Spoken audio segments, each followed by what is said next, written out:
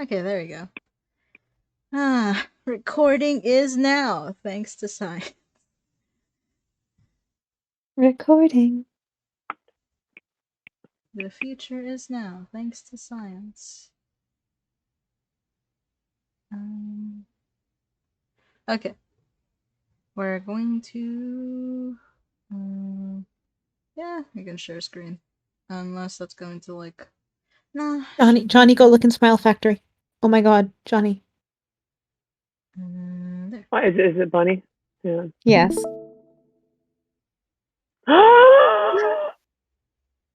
Oh, that is a bunny.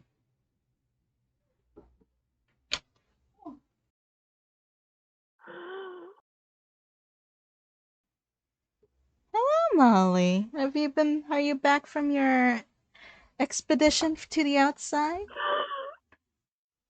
Oh, I'm gonna cry. Oh, yeah? You're very loud.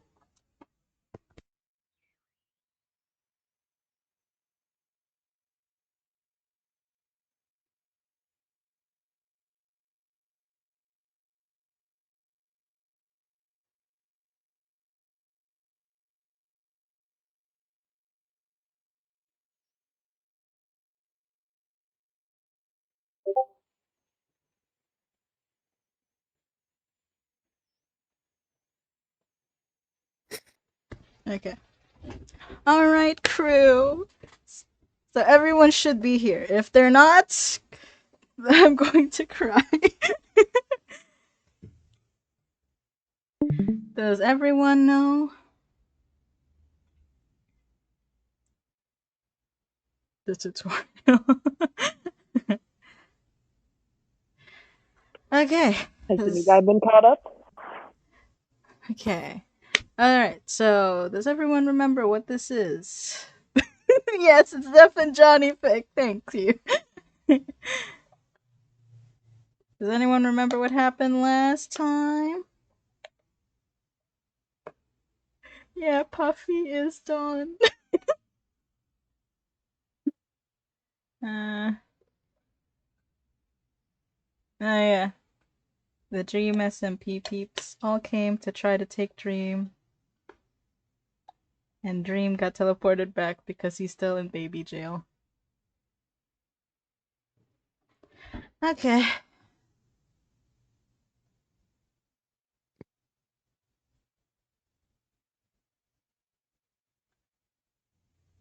Yeah, and and they're all relatively attached to Dream. And he's weirded out by that. People can care about you, Dream.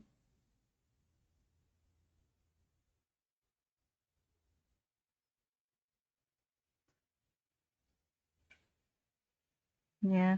Okay.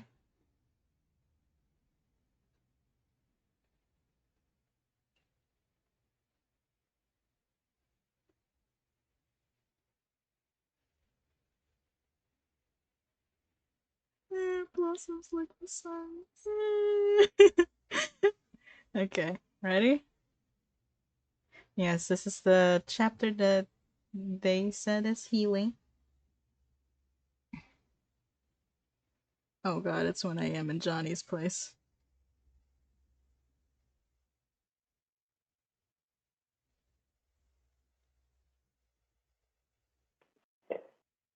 Don't worry about it. Don't worry about it. But we're always gonna worry about it.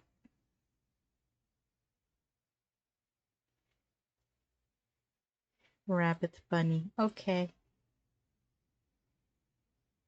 Oh, you guys want me to read it? Okay. Okay. I do need water if I'm actually going to narrate this.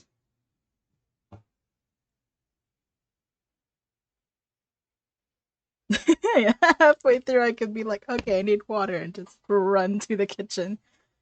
Okay. Excursion close, Rinyan. Okay, chapter 5, Bone. Techno is sitting on the fence around his front porch reading a book when Dream, very carefully, tries to slip by to fill a water bucket in the kitchen. It's for the seedlings, and ideally he can manage it without paying Techno's usual toll of relentless mockery. uh, nice black eyes, says Techno, murdering that hope before you can even take root. Rip. Oh.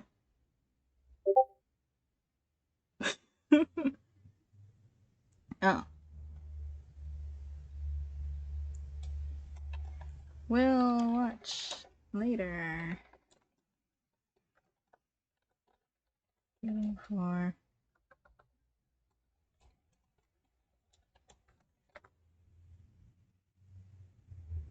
okay. Dream stops in the doorway and scowls at him. Wait, are you planning on trekking dirt into my house?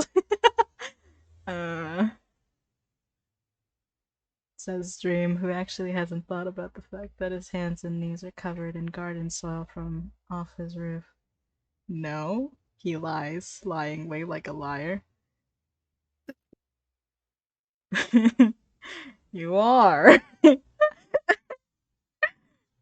Could you repeat that, Storm? I want to hear. You are. Says Techno, I guess. You do it better than me. Still sitting, he holds his book out of the right way, pulls out his own water bucket, and in one swift motion throws the ice-cold contents of it over Dream. Oh. Rip.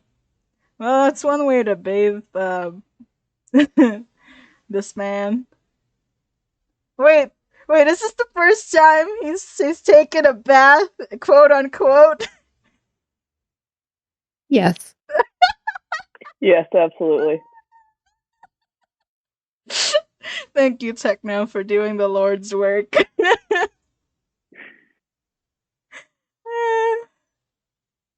Dream, it's hot and stuffy in that thing. You probably would have been sweating for weeks. And the dirt and the grime. Oh, thank you, Techno. Yeah. Yeah. He also hasn't changed his clothes. Mm-hmm. Oh, this is a relatively small step forward to the right direction. Yeah. Yeah. Okay. All right. Dream blinks. Water trickles down his face and drips off his sleeves. That was unnecessary. What do you mean?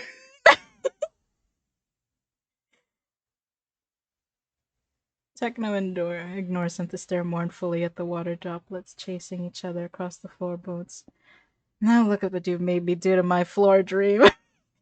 Techno, you did that yourself. No one told you to pour it on him immediately. He looks up and frowns critically behind the pig skull he wears over his already pig-featured face. And it didn't even get all the dirt off of you. You should be thanking me, Dream. You really need a bath, you know. You're a jerk. He's a jerk that has a point.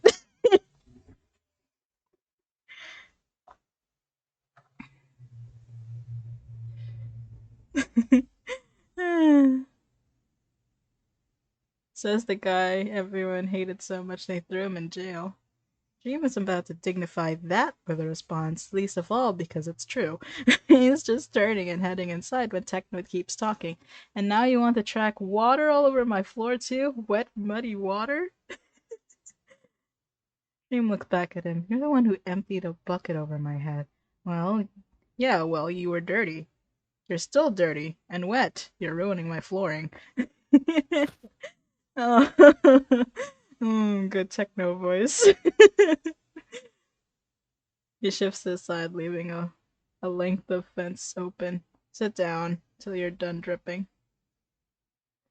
Dream considers just walking through the door anyway, but if he does that, Techno will be unbearable for days, and there's not really any rush on the water. Having a bucket at all is novel. Buffy let it surreptitiously in his chest when surreptitiously words.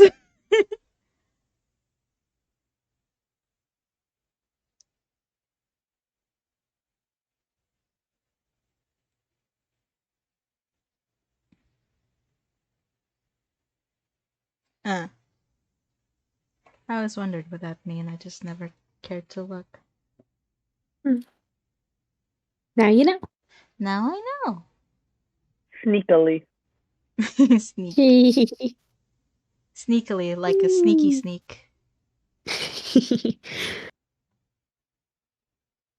And in his chest when she came by with her basket full of seeds, and Dream hadn't noticed it before she was gone to return it. The periodic snow melt will keep the seedlings watered, really. He just feels like he should use it for the purpose it's meant for. Doesn't seem right to let it sit there useless. Ah. So he rolls his eyes, sits down on the fence next to Techno, and starts squeezing the water out of his hoodie and onto the ground. Techno goes back to his book after a minute. oh, I'm Pop for after fic mood. You rip popcorn.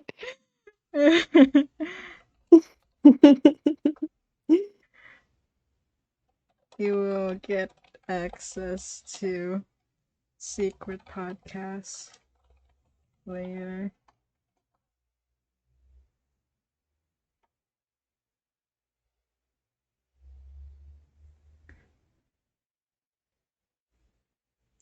By any means necessary. Oh, ominous. See, this is why we can't record secret podcast while Pop is at my house. I It's see. just not. It just cannot happen. Terrifying. Fear, just utter fear. Okay. Aww.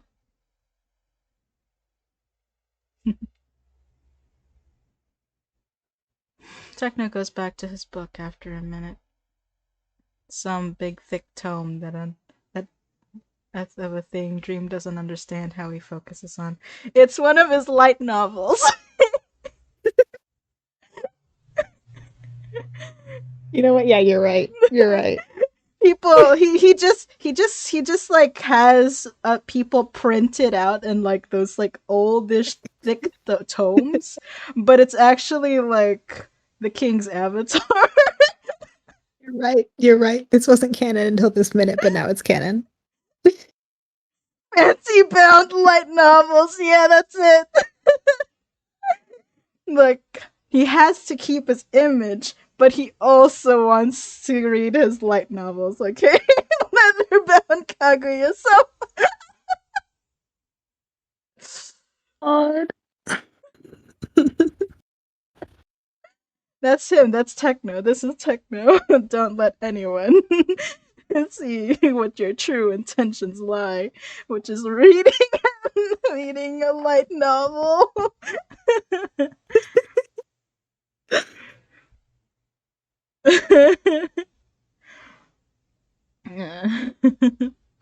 That's him. That's Technoblade.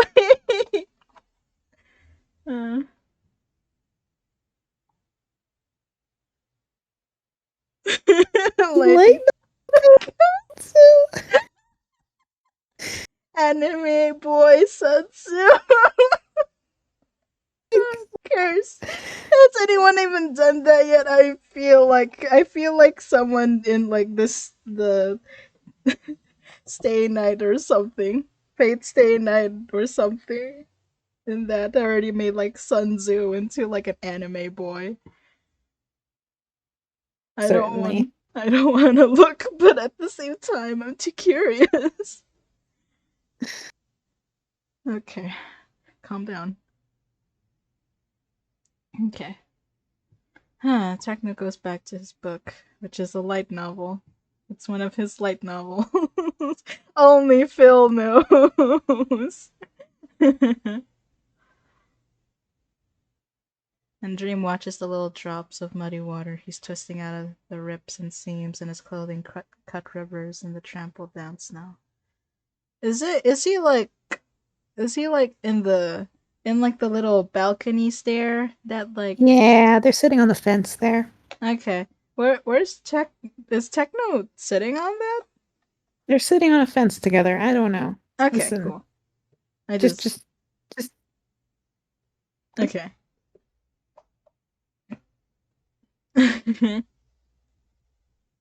There's something beautiful about it, about the undeniable pull and tug of water and gravity.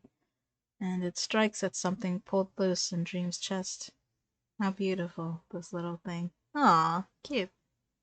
Dream watches rivers fork in miniature. How beautiful his world. Aw, his world.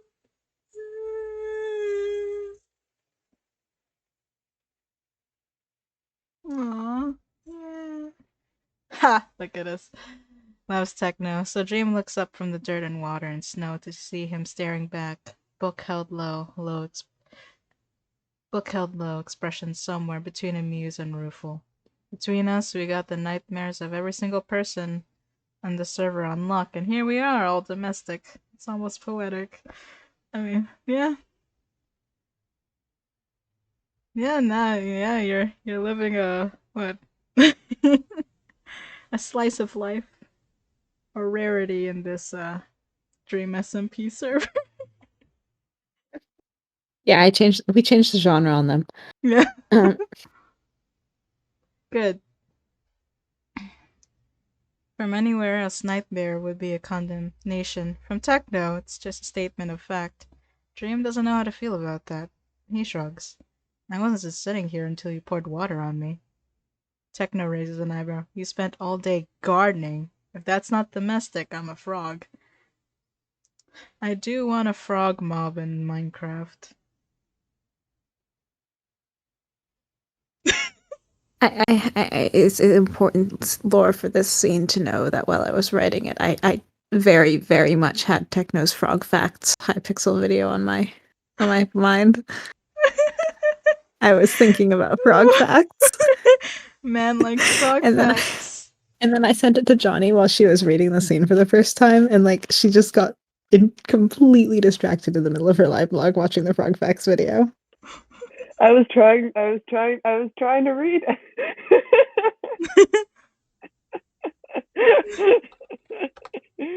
And instead I just watched Technoblade say frog facts. Yes.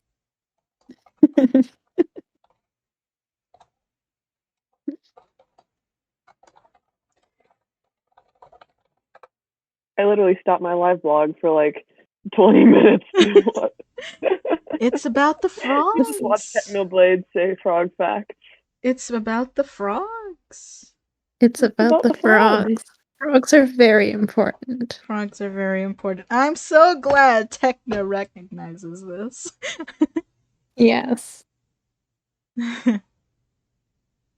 Dream opens his mouth to argue and then reconsiders. No matter what he says, Techno will find some way to turn it back, and he's not so quick with his retort these days. Yeah, that's what Techno does. I mean, he basically like shut you down by calling you homeless. Even before this point, Dream, you can't really defend yourself against them. Not for We're noting that paragraph is mm,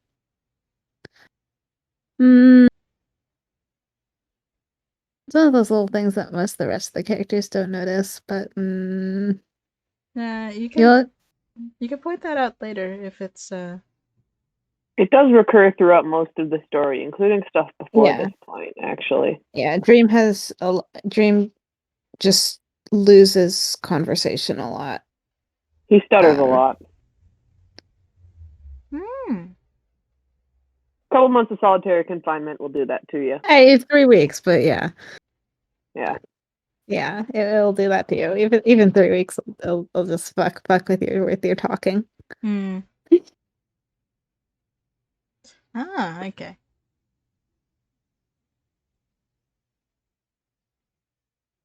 But it's hard to remember how Oh he wait, you didn't speaks. finish the paragraph. Whatever.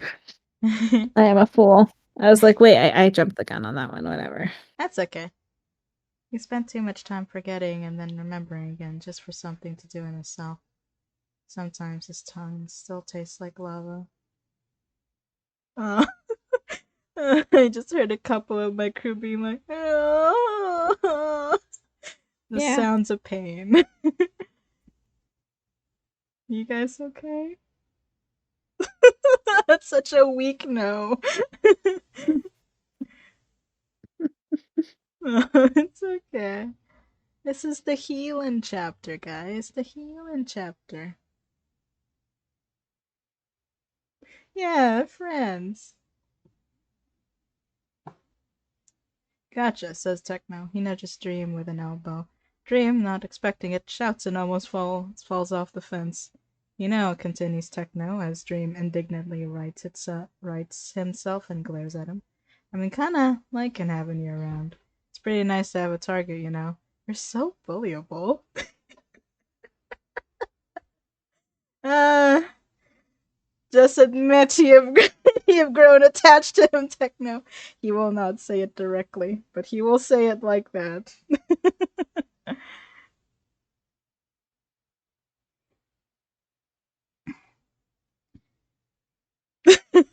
You're right, Storm. You're right.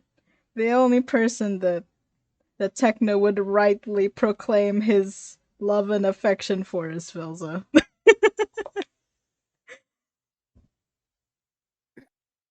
Yeah. Rambu, we can cover for it. It's like he's my student. Dream is like, you're so bullyable, Dream. It's so much fun. Okay, let me check on pop video. Okay, it's still processing.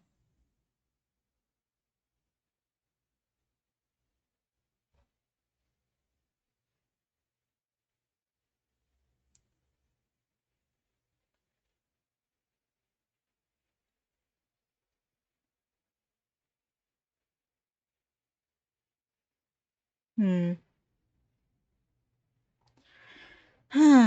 Don't know. It's still processing. Okay. It'll get there. Get there. I'll link it to Pop once it's done. Mm-hmm. Okay. Hmm.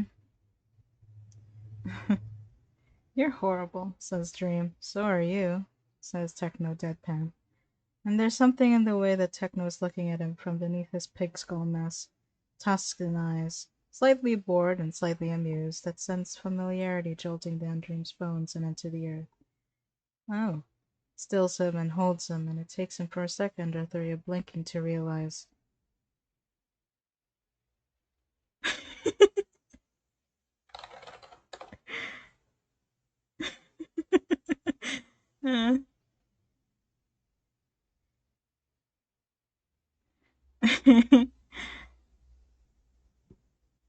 Techno is looking at him without fear, and without bitterness, and without hatred, and he's looking at him the exact same way he always has.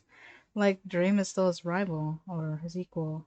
Like he looked at Dream on opposite ends of a battlefield, on the same side, smiling over flint and steel and skeleton skulls. Like they're both still people, contained within their own respective storms. Ooh, good lines.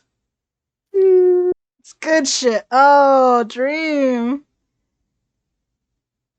And not so long ago, Dream would have bristled at the presumption, but for some reason now, soaked and dirt streaked, sitting on a fence post outside a house that isn't his own, he can't quite bring himself to mind.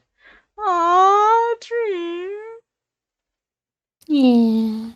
Aww. Yeah, you're still a person, Dream. He's getting there. He's getting there. Good on him. We're getting there. We're getting there. His clothes will take a little while longer to dry. It's lucky that he's not gonna get frozen from the frost. Yeah. No, the scene is actually the scene is one of the ones where Techno isn't remarking on the fact that he should really be way colder than he is, and Dream isn't either, but he should be way colder than he is. Of course. He should have hypothermia. You should. Oh, you should. It's like, hey, Dream, you alright there? What do you mean? Your clothes are like frozen fine. solid. I actually considered while writing it to have Techno say something, but like Techno's used to Dream's shit at this point. He's not gonna say anything about whether he's cold or not. Like obviously he's not gonna die of cold. He hasn't done it yet. Yeah, I mean, if Techno mentioned it, he'd probably like logic his way to be like he's like the admin of the server. He probably has some god powers or something. Mhm. And so you're like, it's the admin power. Okay. The sunlight is wan and far. Wan is wan or wan? I think it's Juan. I think it's Juan. Juan. Let us search and be sure of it. Wan, not a WAN, not a wide area network. Dictionary, please.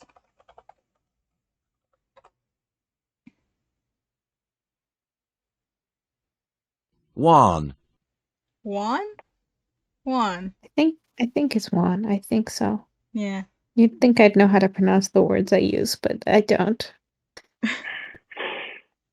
One. Yeah, it's Juan. Cool. The sunlight is wan and far, but he can feel it strengthening, and he twists around a little on his fence post for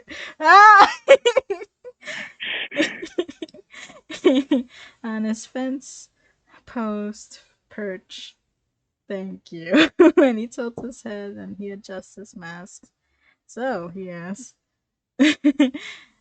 as the water drips plop, plop, plop off the fabric of him as Techno looks back up, faintly grumpy from his book. What are you reading? Oh, Techno's gonna bullshit this something. Yeah, there's a reason the scene cuts off here, and it's because Techno's just gonna be a dick.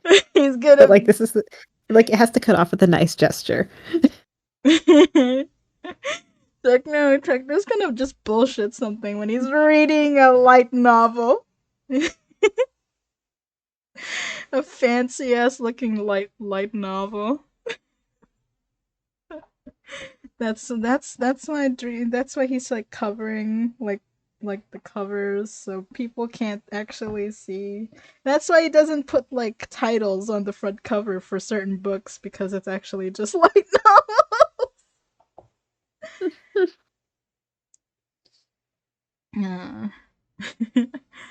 Dream is considering which book to steal. Don't steal. You might end up with a light novel and Techno's not gonna enjoy that. Don't steal a man's light novels, okay? Next part. Juan. Wayne. Like how you say waning. Oh yeah, that's fair. But you remember, Sue, English is a terrible language.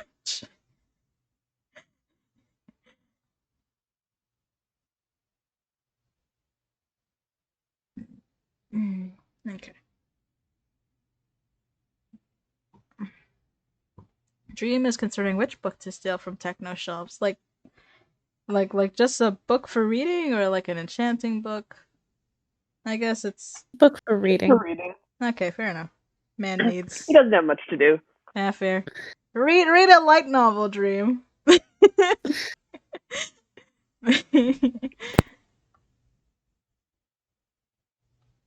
When there's a knock at the door, oh god, who is it? He frowns a little. Must be Puffy, maybe. And he opens it, and the fish catches him directly in the face. Hi, who is it? Okay, I see the it's Sapnap. I was actually about to say Sapnap because Sapnap's a bigger weeb than Dream. Actually, he and Sapnap and like Bad are like the biggest weebs. Like father, like son. That's how you know they're family. Oh my god. And a fist catches him directly in the face. The pain snaps straight back through his skull, and he stumbles backwards a step and claps both hands to his face. It's the same eye Rambo had darkened just the other day. Oh my fucking god, no. Don't! Ow. And the impact against the fresh bruise hurts. The blow is so unexpected that the only thing he can think of to do once he blinks the blur out of his eyes is stare uncomprehendingly at his assailant standing in the doorway, silhouetted by the late morning sun. It's Sapnap. Just when you were about to read light novel, Sapnap says no. Only I can be the weeb here in the dream team. Dream.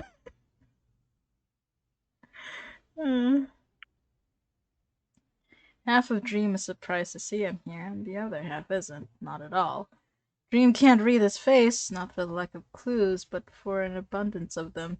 The way his fist is still clenched at his side, the way his face is scrunched up just a little, like he's trying not to cry, the look in his eyes. Oh. Oh. Wait. Wait, right. This is set after Sapnap's thing, is it? It's before. The cutoff is between Bad's and Sapnap's visits. Okay, cool. So Sapnap would have Yeah, visited. this version of events, Sapnap hadn't visited Dream in prison. We didn't get to that point in Okay. the timeline. Cool. It probably would have happened within the next couple days, though, Yeah. Okay. Yeah. before he got nooped out. Okay. Makes sense. Alright. Half of Dream is surprised to see him here, and the other half isn't, not at all. Okay. Sapnap takes a step forward and pulls the heavy door shut behind him with a click. And then there's just two of them. Wait, where are they right now? They're in Techno's house. Okay, cool. Dream feels a little like he did when Puffy first showed up at Technoblade's doorstep, all cut open and vulnerable in a way he hates, except this time it's worse because this time it's Sapnap. Yep, one of his best and oldest friends once upon a time. That's the second time I've been punched in that eye this week, he says. Sapnap snorts, and if the sound is a little wet and watery, neither then comment on it. Yeah? Who was the first, Tommy? Rambo. Rambo? Sapnap echoes. Didn't know he had it in him. Good for him. Everyone enjoys Rambo's character development. Woo! Oh yes. Oh yes. I still enjoy the fact that Wilbur's the first person that doesn't like Rambo off the bat. Everyone else likes him. I love It's that good. so much. It's so good. It's so good. It's so good. It's so good. It's such so a good detail. It's such a good detail. Rambo's just like, hi, I'm nice to people, and Wilbur just hates his guts. Wilbur's like, what the fuck? What the fuck? Nice to other people? What? It does not fit into my paradigm of the world. Oh.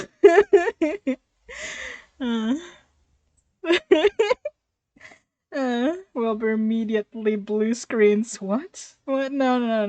That doesn't fit.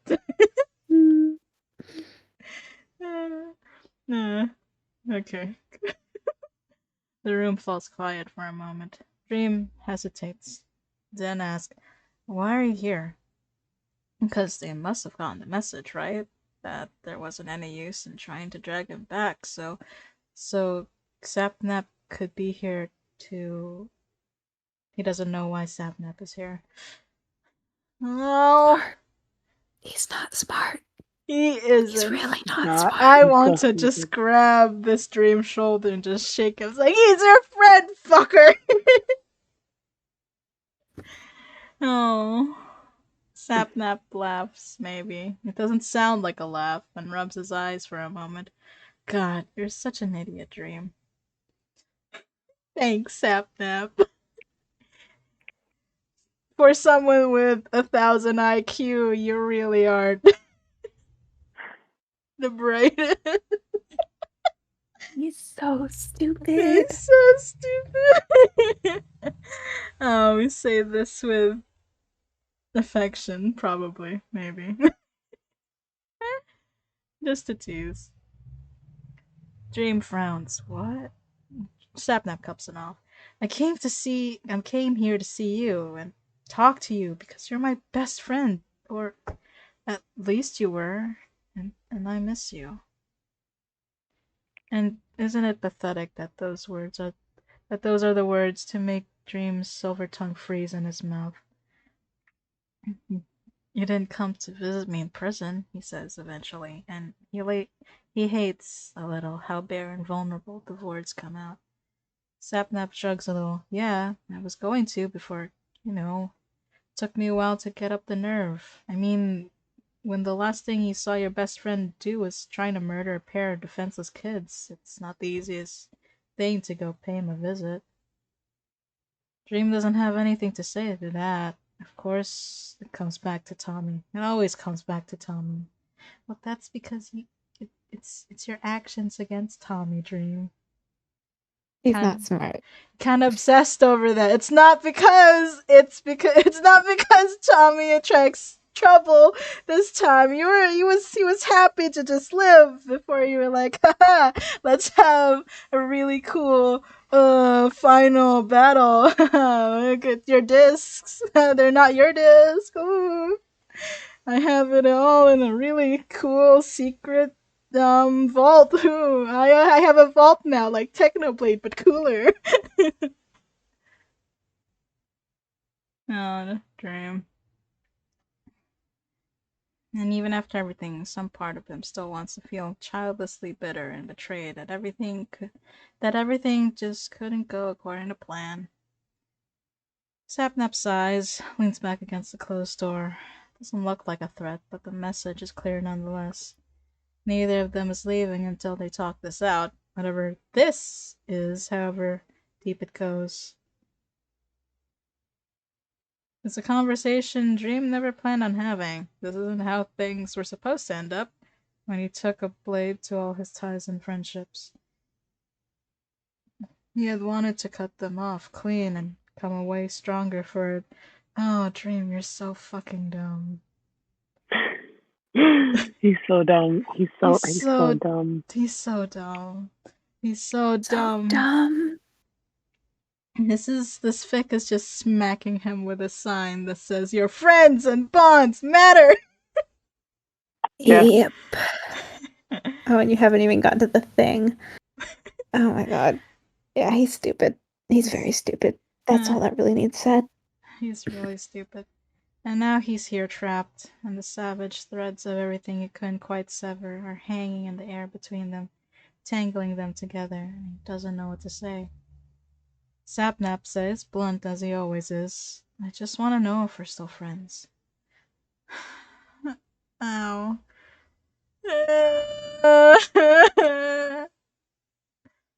Ow. Ow. Ow.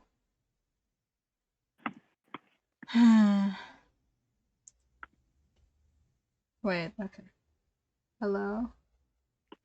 Hey, you cut out for a second. Yeah, I saw that my Discord bubble thing wasn't like lighting up, so I was like, what is happening? Okay, it's back. It's glowing green now. Cool. I was just yelling out in pain. I heard that. I heard part of that at least. Thanks, Johnny.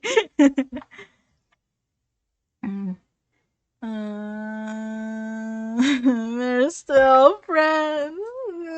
Hopefully, I don't know. What's your answer, Dream? and there's a part of Dream that wants to say no, because step away from them, Dream. Oh, wait. Because, right, yeah. Step away from them, Dream. Sapnap betrayed him, didn't he? And Sapnap was standing at Tommy's shoulder when he came.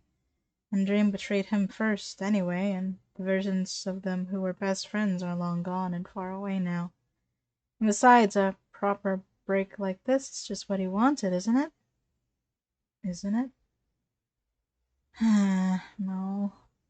There's another part of him that just as badly, just wants just as badly to say yes, because maybe the truth is that he misses his friends. Maybe he spent weeks in the prison thinking about nothing but them. Spent days on end telling the obsidian walls about brighter days and the brighter smiles that lit them. About the time when no hurts lasted and things always healed right and there was always a hand to help him to his feet. No, I'm cutting out again. Stop it, Discord, stop it. I'm crying here. Good words. Oh. Oh.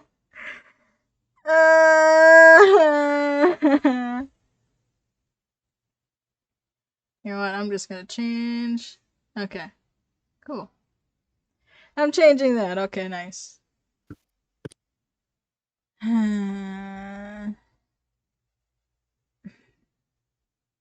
I think I'm lonely. Oh, puffy, silhouetted by the sun, arms full of seeds for planting, eyes soft and understanding and hopeful. Maybe that's true.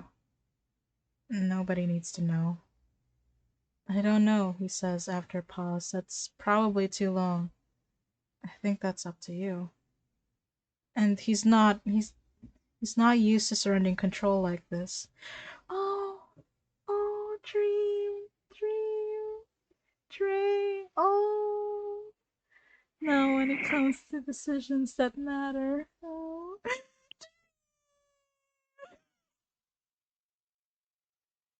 Not after so long spent grasping at every thread of power he could get, and yet some part of him shrieks at an objection even as he says it, but just think about other people for once in your life. Is that Rambo? Is that Yeah. Rambo's line? That's Rambo from the last chapter, yeah. Yeah, cause when I read that, I heard just echoing of Rambo's voice in my head, so it's like, yes, that's a Rambo line. It's you guys write so well, because I just read that line after weeks of not reading this fic since the last chapter, and it's like, or the chapter this came from, and it's like it's such a Rambo line that it's still even without remembering it directly, I immediately identified it as something Rambo said. I'm so glad. Good writers. My friends are so talented.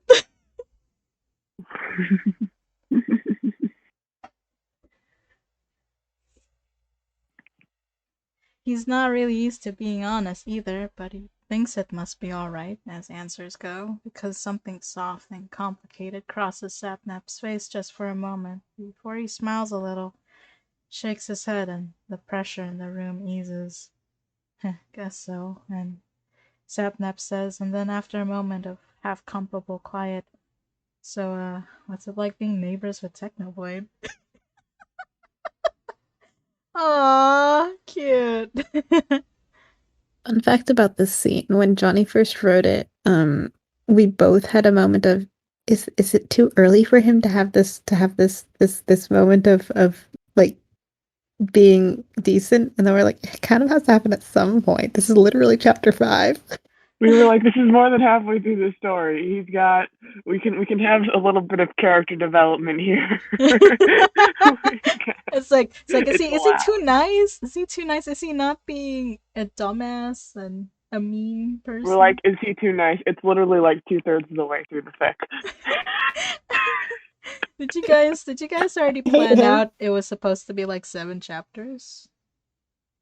Actually, this was one of the first scenes that got written, so not at that point, but very early we had 7, yeah. Okay. When we actually sat down and put our scenes in a list and outlined, we had 7 because we already knew most of the scenes. Okay. Almost all of them. Okay, fair enough. It's already chapter 5. No. Yeah, no, this scene was special because Johnny started writing it, and then, like, that evening, Sapnap did his prison visit, and we were like, well, here we go again. Oh Yeah. shit, here we go again. Yeah, this is one of the times where I just like predicted the future with what scenes I was writing. It started to get very terrifying. Yeah.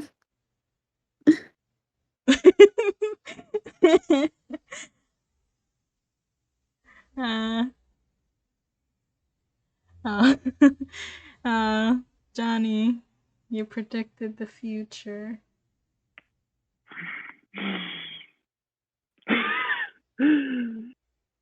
Yes, unfortunately. Well, I guess. No, wait, it was unfortunate that stream destroyed me. Yep. Yeah, same. I think that was the first time I got lore misery. Oh, it hurt. Yeah, that checks out.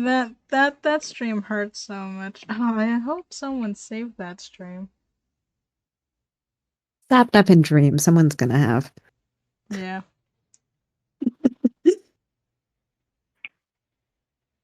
Because they were doing Kanoko Kingdom stuff, and then suddenly Sapnap was just like, okay, let's visit Dream. God. It's so impromptu. Just sniping us all. Yeah, Drag him out of bed to do lore. Cause Dream was just like looking at like that foolish's build because it's like, whoa, that's so cool. It's like, okay, Dream, I'm visiting prison. It's like, wait, what? And then Dream dragged Rambo out of bed. I mean, to be fair, Rambo's always up for some lore. Yeah. The lore police. The lore police. The lore police. Yeah. Alright, there we go. So, what's it like being neighbors with Technoblade? The topic change isn't the most graceful, but it works.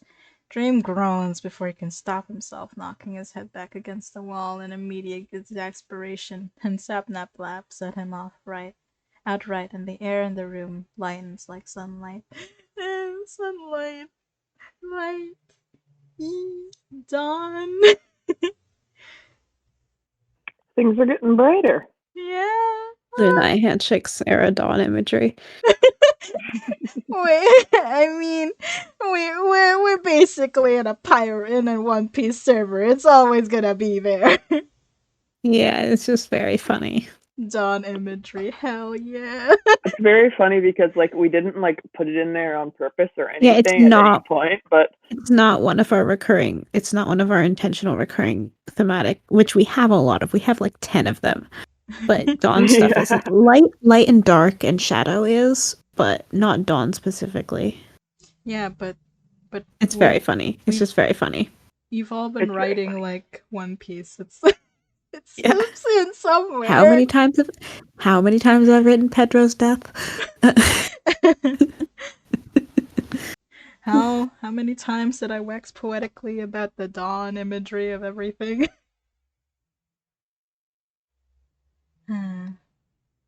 Dawn. Good shit. Light and sunlight and dawn. Good fic. I hate him, Dream tells the ceiling. He's such a jerk. Wow, that That must suck, Sapnap says, and any sympathy the words might have is killed completely by the fact he's laughing and not even really trying to hide it. You two are perfect for each other. Dream looks at him askance, appalled. Ooh, what is this word? Askance. Askance. Sideways. It's like sideways. Yeah. Ah. It's like skeptically, but it's sideways, but like skeptically. Yeah. Yeah. Like a side eye kind of, but like different. Yeah. We're very bad at explaining I words. started that sentence with purpose and then I wasn't sure where to go with it. Askance. Okay. What does that mean? He's not even offended as he intends to be, really, because he's a little distracted all at once by the fact Sapnap's grinning at him, still half laughing, and when was the last time that happened? It's a little uncomfortable to realize he doesn't know.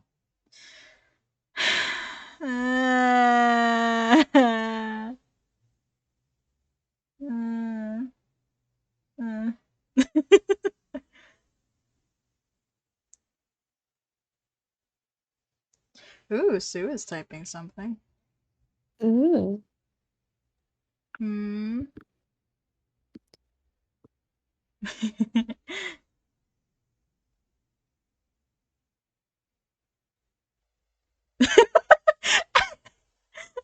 I see. Thank you, Sue. Thank you, Sue. Sue. That's perfect.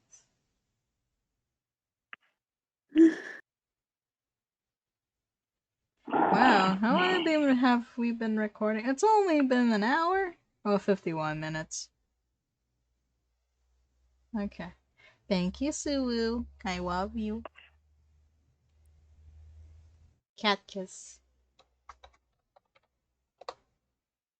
Cool. He's not. Okay. Nothing. Zapna says, well, I want more, dude. What's it like living here? Nicer than Pandora's Vault, at least, I'm guessing. Yeah, you never got to see that shit, and good for that. Never got to snipe us with feels. Thank you for saving us. And what's funny is that not long after he got here, he would have said that his little 50-block circle was no different from his cramped, miserable obsidian cell. A prison is a prison is a prison, but he thinks about Sapnap grinning at him and Puffy silhouetted against the horizon with a basket full of seeds on her arm, and he raises a hand to rub his eye, and he remembers Rambo, voice sharp and frantic with worry. I was worried about you. Yeah, he can admit. It's better. Yes! Good shit! You are learning good! Character development. Got there. It took 5 chapters. It took 5 chapters, but he got The there. character development is absolute snail's pace. It is just a crawl. He's such a stubborn idiot. This is like slow burn, but with character development and dream. He's not smart. He's not smart.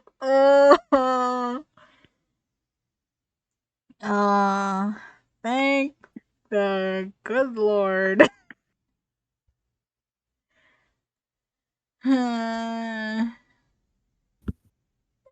That's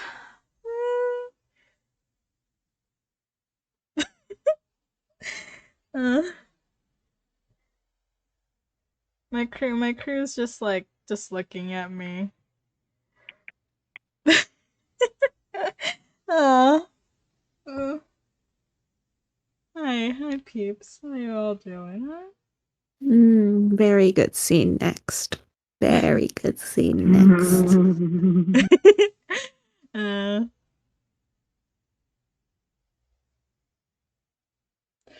Oh, guys.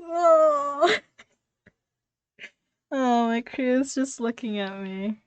Like, all I can think about is like how people can describe how much they love someone. Like they put the stars up in the sky. And they're looking at me like that, and then They just told me how much they love me. Eh. Oh, that's Aw. cute. Okay, I will accept this. I love you guys too. You guys want me to continue reading? Okay, yeah, good idea. I'll get water. Yeah. I will be See you in a back. bit. We will be back. We shall have to entertain our future selves, Johnny.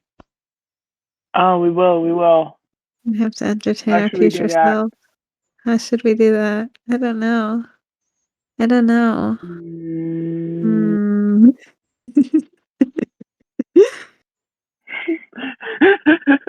We are so creative and smart Yeah. and good at thinking Yes. of things on the spot. Sorry, Connie just sent me some selfies. She's so pretty. Nice. Very nice. I need to tell her I'm going to die. There we go. Okay. Okay. Yeah. I just tabbed back to my Scrivener, and now I'm just looking at Rambob's name like, why? It's so bad. It's so bad. It's Dream, why did so you do bad. this to us? Why did you do this Dream, to us? Why did you? How am I supposed to write we a are just scene? humble writers. How are we supposed to take this seriously? How are we supposed to take this name seriously? How Why how would am you do I this to us? how am I supposed to write a tender scene which has characters named Rambob and Dream XD in it? Yeah. Also, We're just, our why are lives all are three of the suffering. characters in this scene played by Dream? This is terrible. Oh, we're back. I only just realized that. I only just realized that. Oh my god.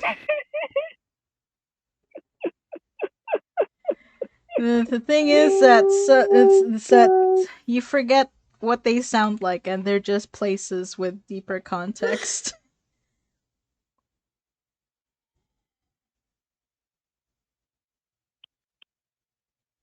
Trick question. You don't. You don't. You don't. Huh. Ooh. Alright. Back and ready to read the next one. And turned off the heater because it is hot. Hello, Molly. Yeah, I see you tilt your ears towards me. You're paying attention. You're a big baby. She's a big baby. Alright. Ready? Okay, cool. There's dirt under his nails. Dream frowns and sits back on his heels to examine them. Briefly considers scraping them clean before looking at the amount of soil still left to tend, and immediately giving up on the idea as an exercise in futility. If he cleans them down, they'll just get dirty again in 10 seconds anyway. It's just a little dirt. He can live with it. It's not like he's covering it. Anyways, soil grinding into his jeans as he kneels in the turned up, ashy soil of his roof, and works the earth with a caution he isn't used to. Torn up sleeves rolled up past his elbows. He doesn't know when the last thing he handled something carefully was. But he has to be gentle here or Oh, that's a else. typo. Hang on. Huh? It's supposed to be the last time. I missed that? I Oh. The noticed last earlier time that he handled something. I actually need to fix a typo in there too. In the first scene, I have fence post spelled with a dash and then spelled as one word in two sentences that are right next to each other, and it's gonna bother me forever. The good thing about secret podcasts, it's also After 19,000 people have looked at it already. it's okay. Uh, Future readers will never know.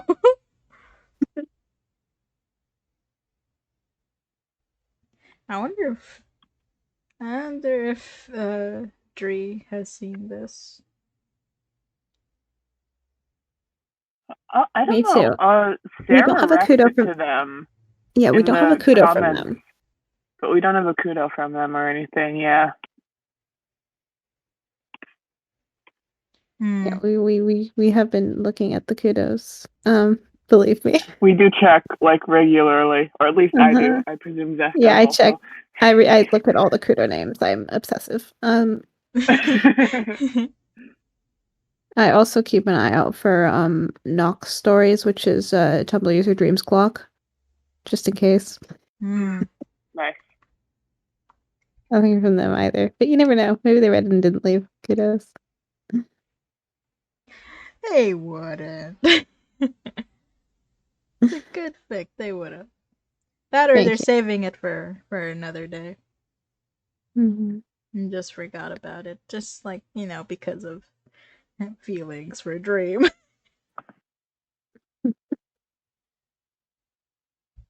Okay. Or else he'll crush tiny leaves and bend fragile stems, and he doesn't want to start all over again. If he's going to do this, then he wants to do it right, he thinks. The little plot of earth on top of his house is just beginning to sprout with green again. Tiny, frail shoots pushing their stubborn way up through the soil that only days before had been burnt and barren, devoid of life and thick with ash. Oh, the symbolism. Oh, okay. He can't place exactly the feeling curling slow in his chest whenever he looks at the soft carpet of green, but he doesn't think it's bad. Another tiny spot of green catches his eye, almost buried under gray and black, and he reaches out carefully, and brushes a clod of heavy, wet soil away, and another tiny flower sprout unfurls from the earth. That one's going to be a dandelion, he thinks, looking at the little lump of bud on top of the tiny stem, and isn't sure exactly how he knows. Ah, there we go, he says to himself, to the flower, to the earth, to the roots, to the air and sun and water. That's better. There's a poppy, he notices, that's coming up too close to one of the delicate lilac saplings transplanted from Puffy's garden. Huh, poppy. Isn't that like the first flower he was given? Mm-hmm. Well, yeah. Techno had a shitload of poppies in his inventory. Who fucking knows why? It's red. Yeah, he just has them. It's fine. And he probably uses them for like fireworks before Yeah. Philza taught him the special thing with the rose bushes. Sometimes you just have a spare stack of poppies. It's fine.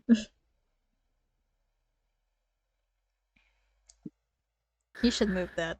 Otherwise, they'll get starved of sunlight when the lilacs branch out and blossom, blocking out the sun below. Aw, symbolism. Mm-hmm. He sinks his hands into the damp, dark dirt around the little plant, and the world hums around him. Oh, hi, Hephiel. Oh, this Hi, Hephiel. this is a fanfic written by these two lovely peeps, Johnny and Zach. Hi. Hello. You like it? Yeah.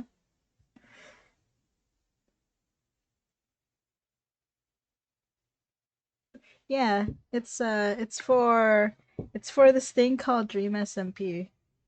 You're kind of a bit late, but don't worry, we'll catch you up roughly with like very animated and very likely very confusing regalings of what's been happening. There's a lot. There's a lot, but we'll introduce you to like the main guys, our favorites, of course, Mr. Phil's of Minecraft and Technoblade. But we'll also watch Manhunt. I mean, if you're gonna stay here long enough, you're gonna have to live our life and understand why I wake up 3 a.m. every morning to catch a man I call father.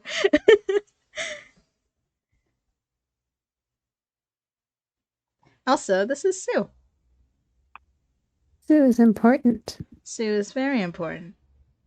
Extremely. Yes. Sue is important because I love her. Mm. She is my partner in crime in the Antarctic Empire.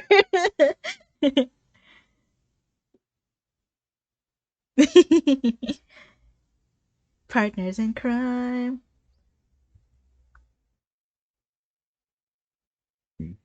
Okay.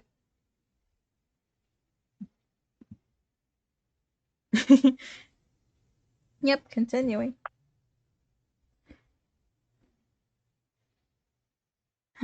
He sinks and the world hums around him. Hello world. The world Hello, is world.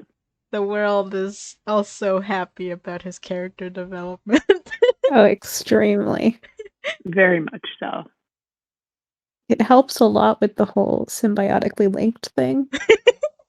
Yeah, the important thing that they both exist. The fact that his mental state affects the world, yeah. Fisher The fact that King. they are the same, yes. Fisher King.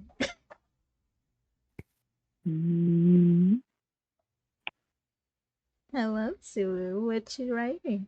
What you typing? That's gone.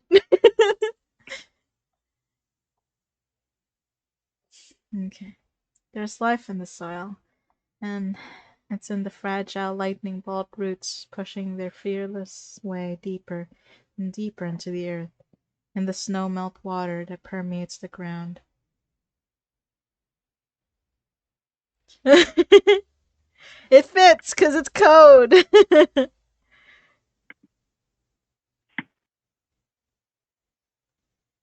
That's fair. It fits because it's code. Is it up? Is it up?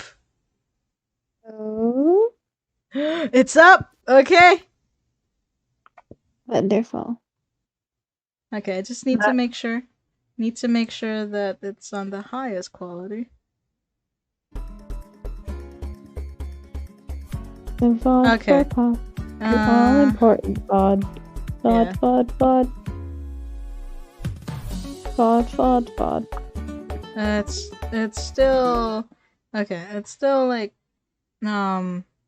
processing. Wait, I need to send the latest live blog stuff. It's very good, and I forgot to send it. Okay, go ahead. I'm still going to wait a bit.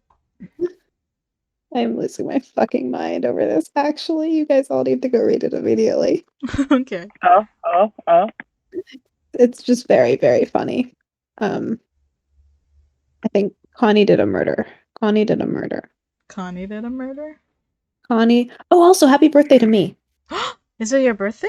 It is my birthday. It is as of Happy 8 minutes ago, my birthday! birthday. This is Yeah, now happy your birthday. birthday podcast. Yeah, I'm getting Secret Podcast as a birthday present. I'm very happy about it. I have impeccable timing as always. Hello. Where is Zeph? Where is Zeph house? Happy birthday, Zeph!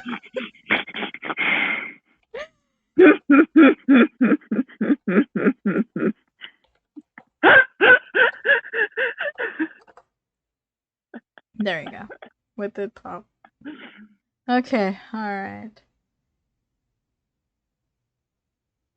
Oh god.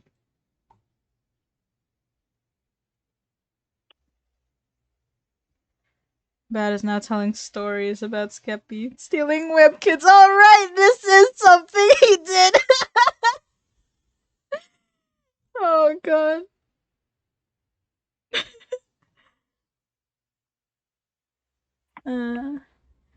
He gave up on the story and is instead trying to smooch Skeppy. I'm not kidding.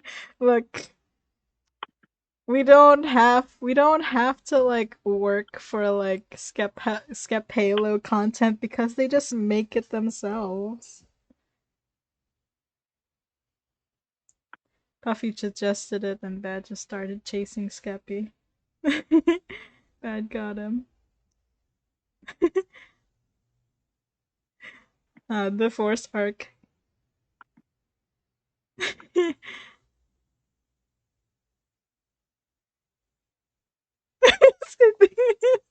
Yes, this is a divorce arc. This is just one of their many divorce arcs. They just keep having them.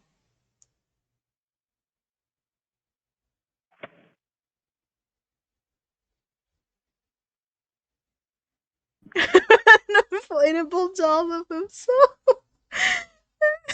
Okay, that's fair. This is why BBH has a hoodie. To turn my brain up immediately.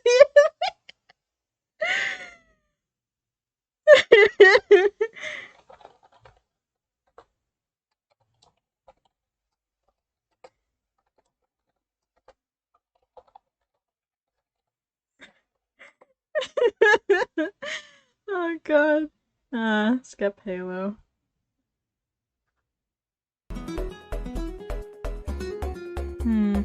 Is this the only quality I got? I'm pretty sure it's higher quality, isn't it? We must free Skeppy. There we go. No, it's a higher quality. Oh. You're Eric? And said every 5 minutes. It's a higher quality. So it might just be loading it and it's just taking a while. But if Pop wants it. There you go. Here.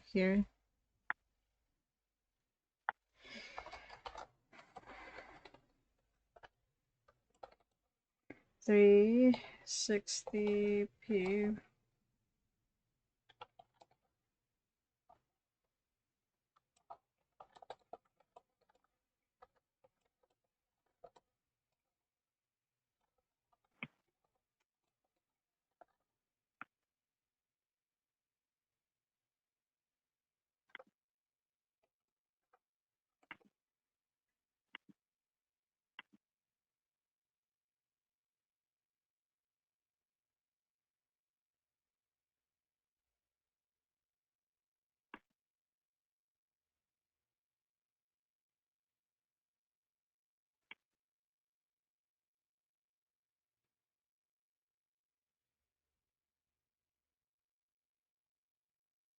Okay, there we go. I have sent it to Pop.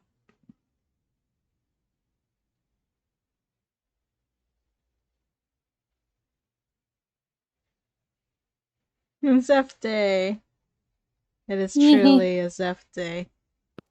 Zeph gets all this really cool things like secret podcasts on their birthday. Yeah. Birthday podcast. Secret birthday podcast. Okay, I need to actually fix that typo though. Okay. Let me do that real fast. Hello, my darling. What is it? Molly, you want water? Yeah? You're gonna have to wait, sweetie. You still have water over there. Come on. I'm so picky. I'm so particular, sweetie. Okay. Edit chapter 5. We're going to give you symmetrical fence posts instead of one with a dash in it and one without. There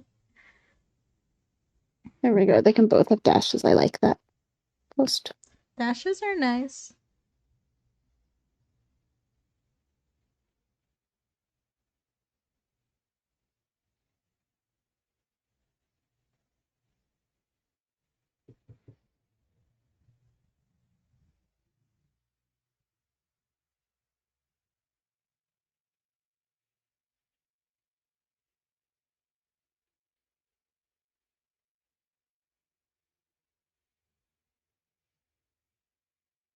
Okay.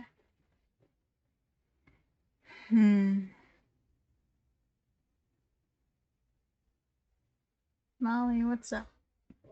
Gonna have to wait, sweetheart. Yeah?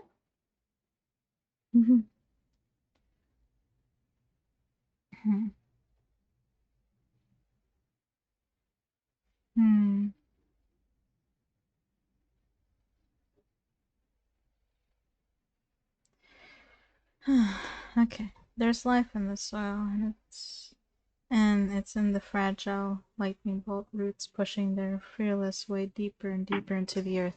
And Molly's going to touch the door.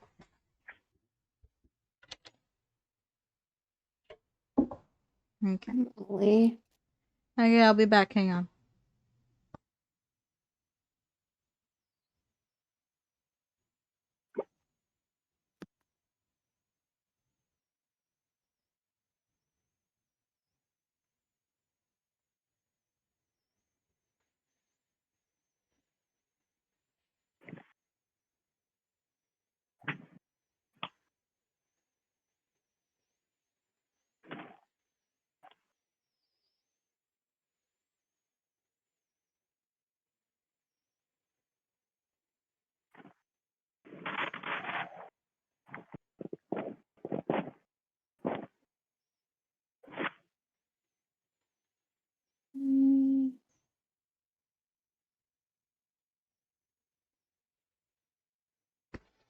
Okay.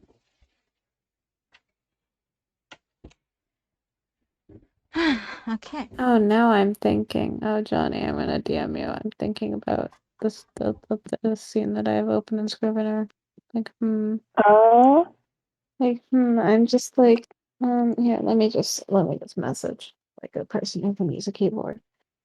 Um,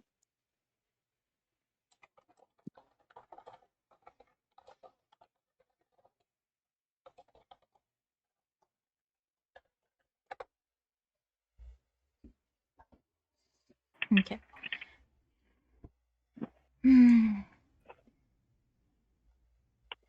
There's life in the soil, and it's in the fragile lightning bolt roots pushing their fearless way deeper, deeper into the earth, in the snow melt water that permeates the ground, and all the billion little teeming things too small for the eye to see. And he cups his hands, careful not to break any of the burgeoning. Burgeoning? burgeoning. Like Oh, kind of Burgeoning. slowly growing and what was that? developing. I don't know what was that noise. That sounded like what was that? Like a party? Burgeoning? Yeah? Is that right? Yeah, burgeoning. Yeah, burgeoning. Burgeoning. Okay, cool. Like small things that are beginning to emerge.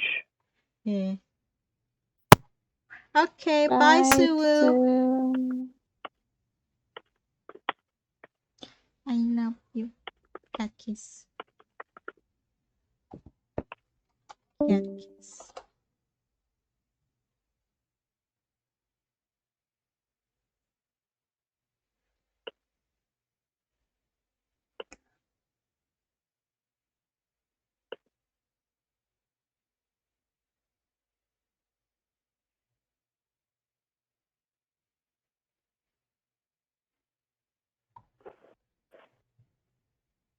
Okay, alright.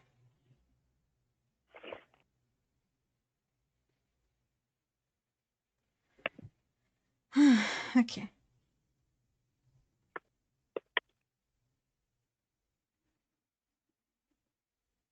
Burgeoning roots working their cautious way outwards, and lifts the little poppy in its handfuls of dirt from the earth. It's so very small and so very fragile, and held in its entirety in the palms of his hands. Symbolism. Don't worry, he tells himself. Tells the flower, and the earth, and the world. I'm just moving it a little over here, I think. He shifts a few feet over, away from the infant lilacs tied to their trellises? Trellises. Okay. Like the stick things that you tie plants to make them grow well. Yeah.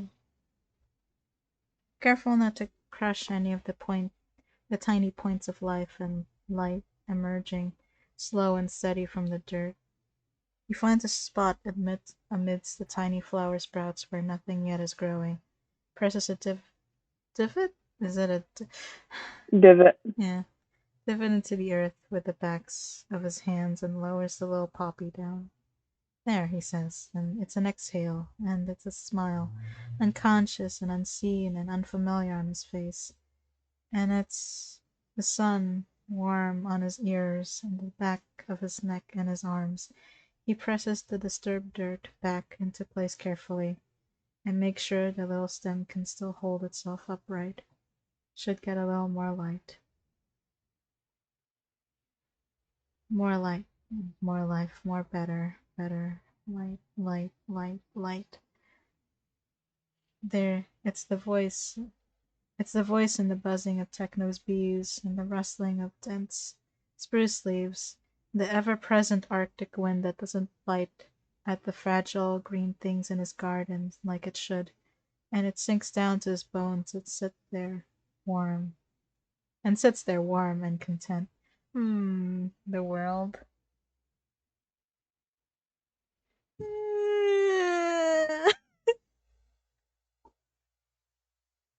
Oh.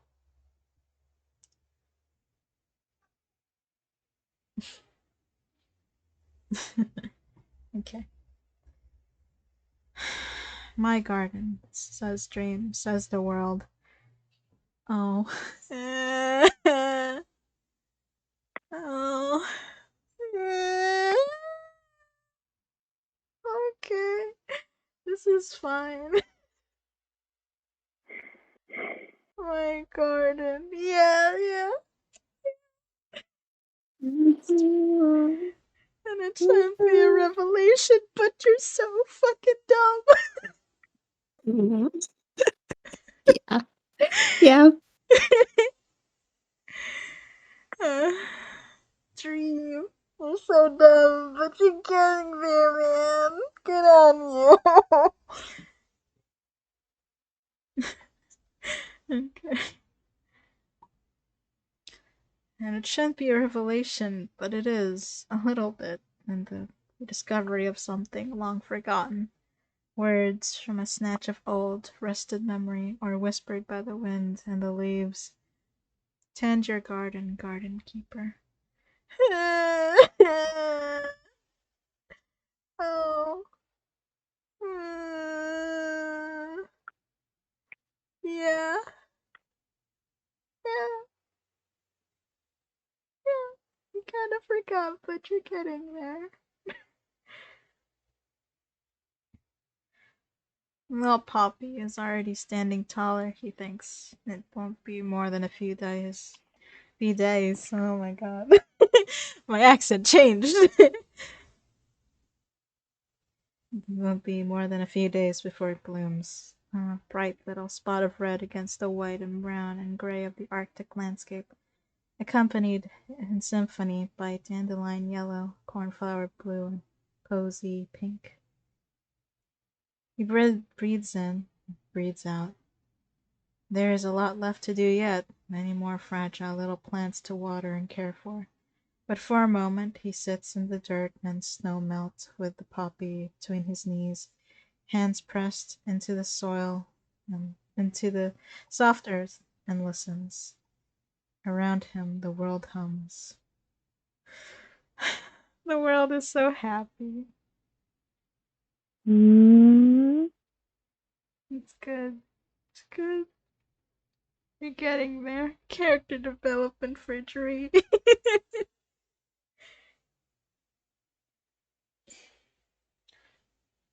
It's been so long since he really stopped to listen. He's not sure why that is. They didn't stop talking all at once, the world and him. It was a slow and quiet decay, hard to notice, drowned out by the thunder of explosions. He's not sure he knows exactly how to start again. But he's alone with his flowers as the sun sets and the moon rises, and there's really no better time to try. And when he opens his mouth, the words come easy. Do you remember, he asks, the first day I brought people here?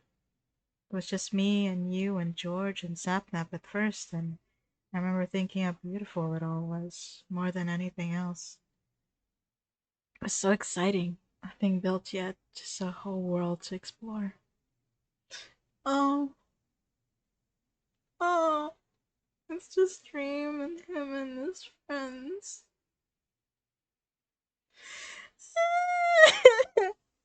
Good words. Good part.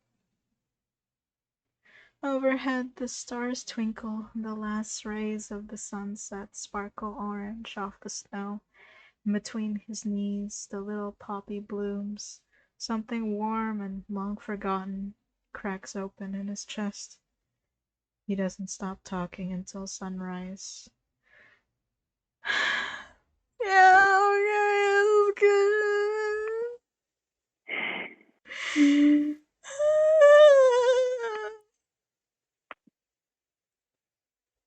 Okay. We're just gonna take a moment in the secret podcast to cry. Mission accomplished. It took nearly halfway past halfway through to get here, but god damn it, we got here. We got here.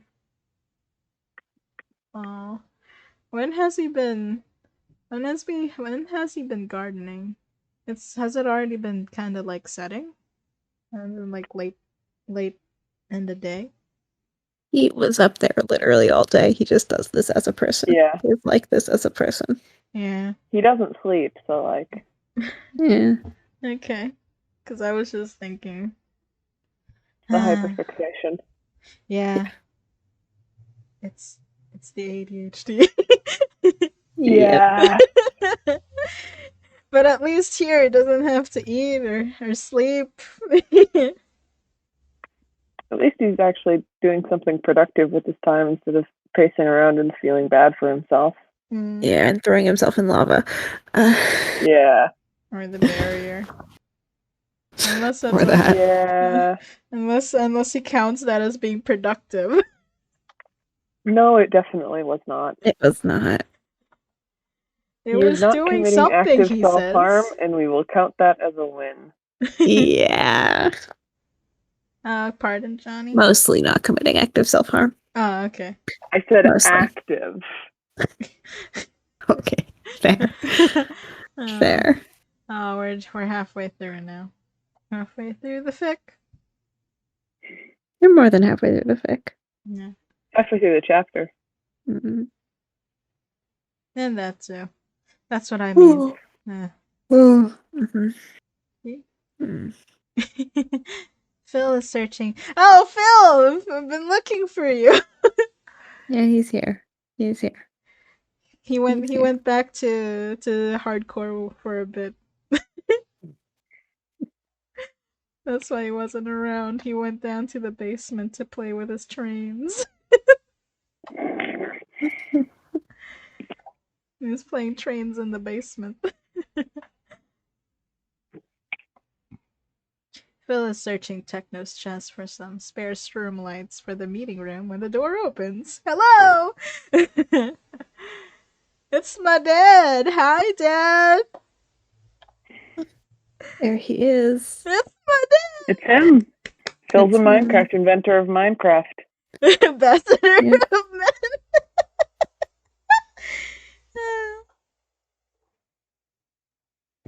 Phil's a Minecraft, creator of Minecraft.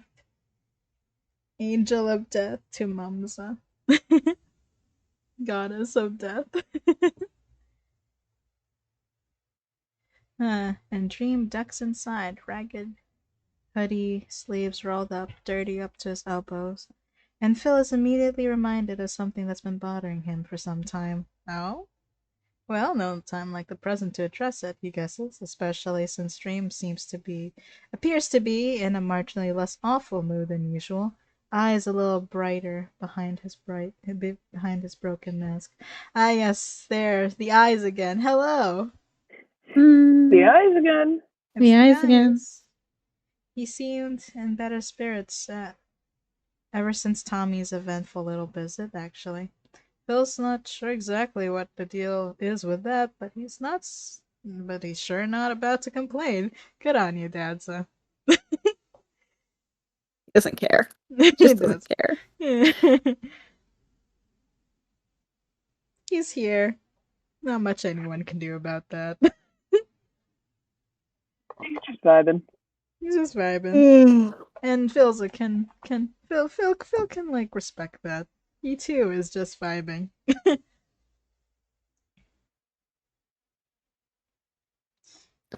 Alright, he decides out loud, closing the chest he's been searching and turning to face Dream fully. For fuck's sake, Dream. Your clothes. Dream pauses, looks down at his tattered hoodie, frowns, looks back up. What about them? Oh, Phil is going to have a stroke. Don't! Phil, you're old! You only have one life,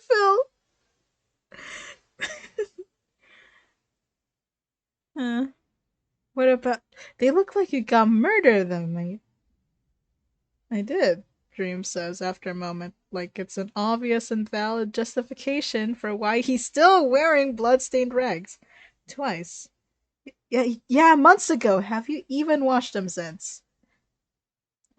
I don't know who took up Phil's voice, but thank you. That's good. That's a good voice. Dream glances away, which is answer enough in itself, and Phil has to put his face in his hands and count backwards from 10. Good job, Phil. You can't murder him right now. Oh my god, okay.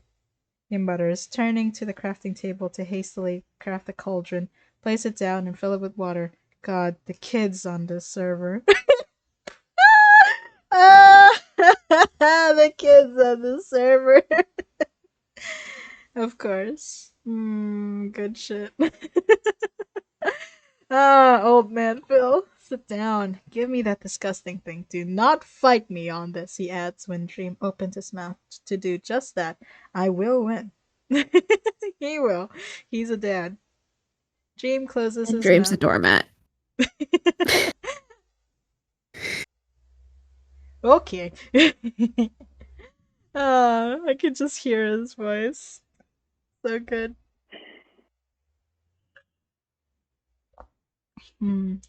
Dream closes his mouth, scowls, and looks away again, shoving his hands in his hoodie pocket. You're not leaving this room until you know how to wash and patch your shirt, I swear to God, Phil says, and means it. I can wash my own clothes, Phil. Yeah? Phil raises an eyebrow. Why haven't you? Why haven't you been then?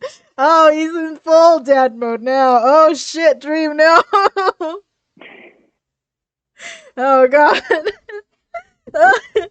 If the crows are here, they would probably just be like laughing and poking him and pinching Dream.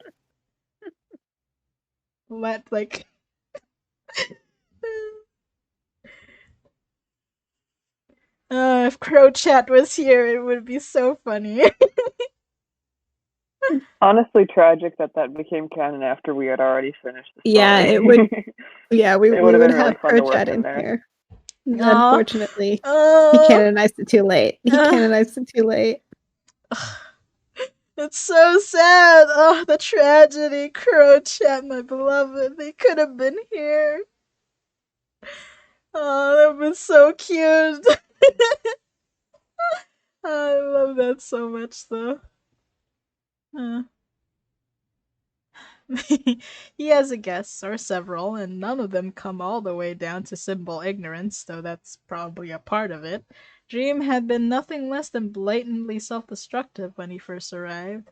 Ah, yes, very, very, observant Philza coming in. Hyper aware Philza. Good, someone needs to take care of this this man. And even if he seems to have settled slightly in recent days, he's still obviously not taking care of himself like he should. Dream stays quiet, stubbornly avoiding eye contact behind his broken mask, and after a moment, Phil sighs, softens just slightly, holds out his hand. Just give me the sweatshirt, he says. It'll feel a lot nicer. It'll feel a lot nicer after, and you won't look like you got hit by a truck. Dream hesitates a moment longer, then mutters, "Fine," and tugs his sweatshirt off his head, balling it up and shoving it into Phil's hands with all the frustrated sullenness Phil's come to expect from him. Phil got used to this. He had to deal with Wilbur. He had to deal with Wilbur growing up. Aw, happy Zeph Day. Happy Zeph Day.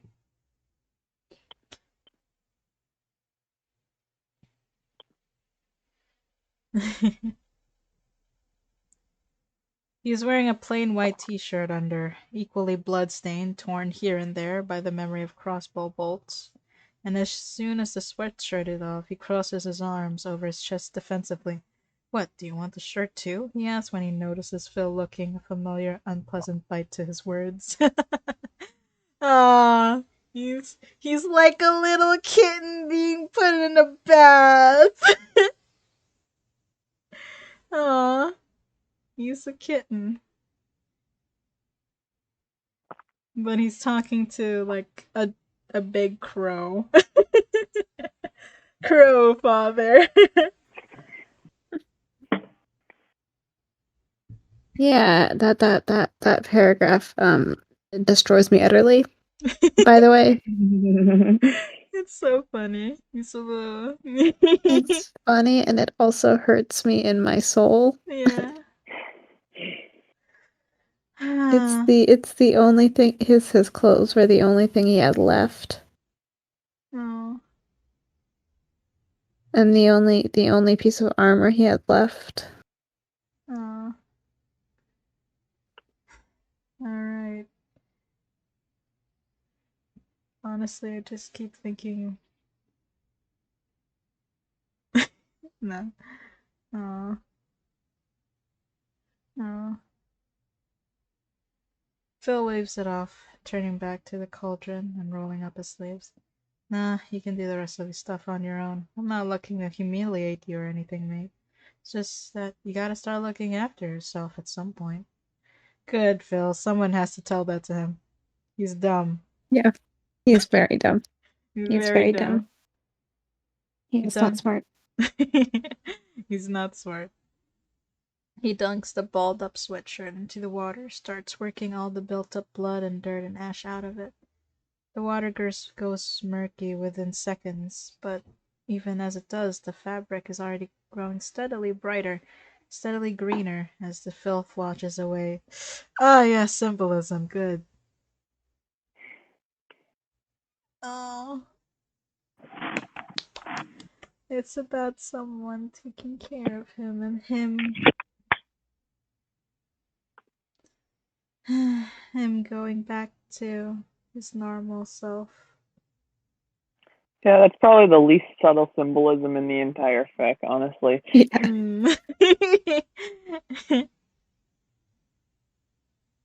No. Yeah, that what was the one?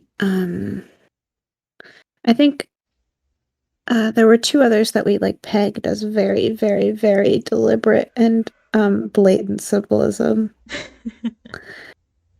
The Puffy with the seeds, maybe, and also Phil at the end of chapter 6. Oh yeah, sure, yeah. Like that was blatant. That's obvious. Oh right, yeah. And like Puffy with the Seeds, like she literally states like the themes of the fic outright. Yeah. I was joking about her genre that she carries around being middle grade fantasy novel because she just constantly states her morals out loud. She can compensate both the fact that all the rest of them have none. Mm-hmm.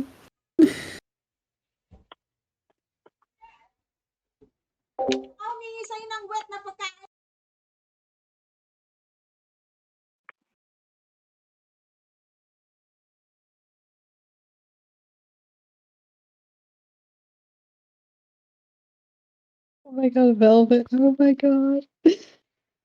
What? Oh wait, there's something in the side server. Yeah. Okay. The Velvet just being iconic as usual. Oh god. Attention straights in Velvet. accordance to our gay agenda trademark. In addition to this upcoming Pride Month, we will be taking over the second half of May. May 15th to May 31st is hereby known as Gay May. You may now return. Can't believe my birthday isn't in gay May by one day. This is terrible. This is a Tragic. tragedy. This is Tragic. homophobia. This is homophobia. Homophobia at its finest. Oh. No.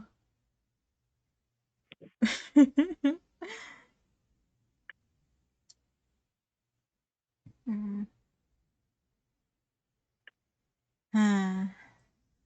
It's Dream washing away, wiping his hands, moving away from being just blood and gunpowder and ash, and back to being his normal green self. Before he became edgy.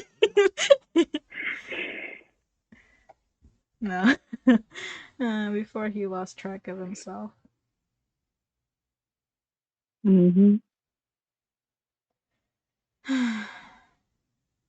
Hey Dream, do me a favor, he says without looking up. While I'm doing this, can you go find some string and he pauses, pulls the sweatshirt out of the water for a moment to assess its color between the grime. Lime dye? Or stuff to make lime dye. I don't know if we actually have any ready, so that'll be like white and green, I think. Dream doesn't reply aloud, but for a moment, but a moment later, Phil hears the telltale sound of a chest creaking open and smiles to himself a little. Ah, Dad's up. It's my dad. After a minute or so of thorough wringing, the hoodie is probably about as clean as it's ever going to get. It's still not perfectly spotless, and probably never will be again. But that's fine. Ah, yes, the symbolism. Mhm. Continues to be as subtle as a brick to the face. Listen. This is the DSMP fandom. You're right. Nuance? What's this? No reading comprehension whatsoever. Sometimes you gotta hit them with a brick to the face. You know, Yeah, they deserve that, true. yeah. That's just how it goes. Are we being mean to our readers? Yes. Yeah, but like they deserve it. It's like what I said. Mhm. It's like ethical to be rude to the DSMP fandom. Yeah. They Agreed. they kind of deserve it. They need to be humbled. Yes. Yeah. I take over Twitter too often.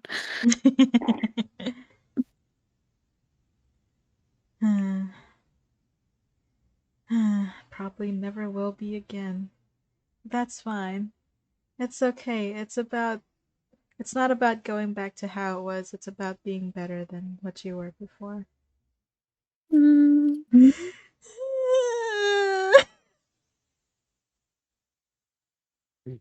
It's also still full of holes and marred by char marks, but those can be patched. The symbolism. Total of the brick to the face. It's just like I'm just sitting here and you're just punching me in the face with the symbolism. And I'm like It's so thanking funny you. because honestly, this scene is so funny because like we have a lot of much more subtle symbolism like all over the place. Yeah. And there's honestly even some of it in this scene, like water in this fic means things, but it's never pointed out. So it's just like there a lot. But then also this scene is just like, all right, Also, thread and strings. yeah. Like there's a lot of the fic's recurring imagery is in this scene, but also like the like scene specific metaphor is just like, all right, ignoring all that, let's throw a brick at you. Thank you. We gotta just acknowledge that most of our readers will never pick up on most of the stuff in this fic. Yeah. Yeah. Yeah, we were noticing like the water, because that was Mhm. like something in like the beginning of this chapter Mm-hmm. Is it like cleansing? Water just means water is pretty much symbolizes healing and the beginning of healing and like new opportunities towards that. You'll note that the fix starts with Dream XD giving Dream water. Yeah, the and glass of water. He's specifically noted as sounding dehydrated in various particularly distressing scenes. Oh, yeah. Okay. Healing. Yeah. He's been deprived of water. Uh-huh. Water. And there's a lot of water in this one. This is the first time he gets a bucket of water. Yeah, he gets his own bucket. This is healing chapter. It has a lot of water. Yep. And it comes from Puffy first. Mm-hmm. Well, technically water comes from himself first. The world. Yep. Saying, Yep. please, be better. Go to baby jail. Mm-hmm. Not this jail, the other jail. Yeah. Good shit.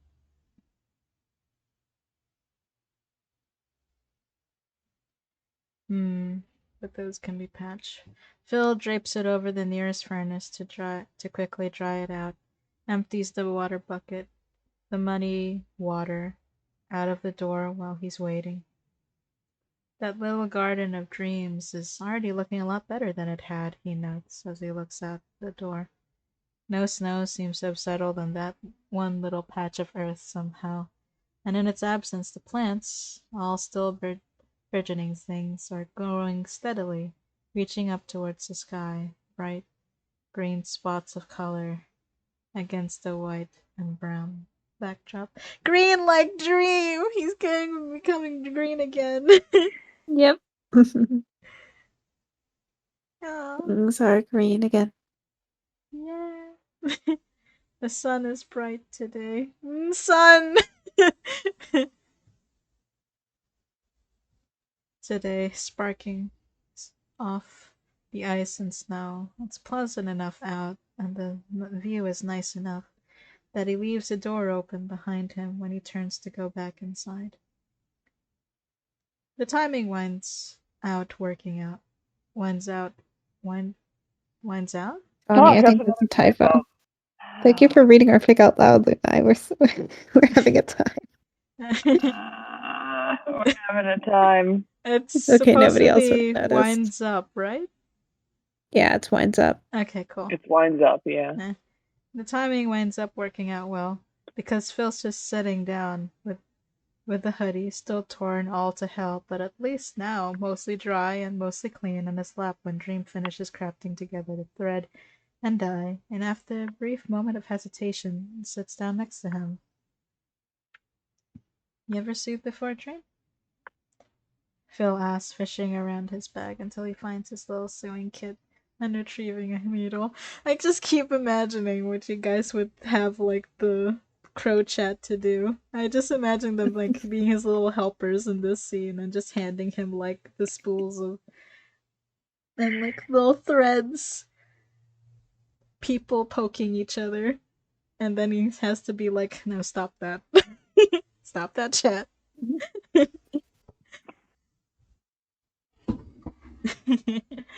Aw, crow chat, my beloved. It was never meant to be.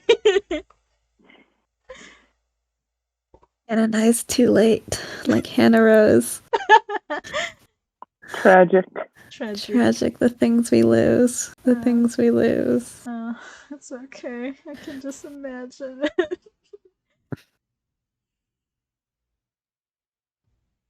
No, Dream admits after a moment, shifting a little to get a better look at Phil's hand that he lines up the edges of the first tear in the fabric. It's a good skill to have, Phil says. Stuff always gets worn out eventually, and it feels good to be able to fix it yourself, you know? Says the man who's been in hardcore forever. Mm-hmm. Has to fix things all by himself. Yeah.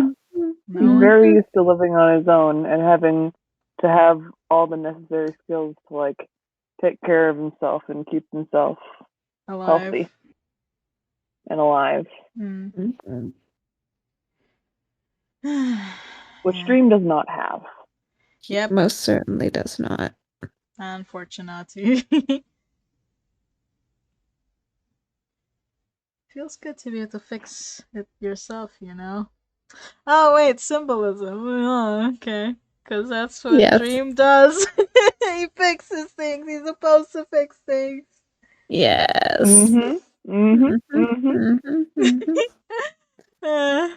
Dream's gaze flickers out to the open door towards his little garden, and he nods. Yeah, I think I do.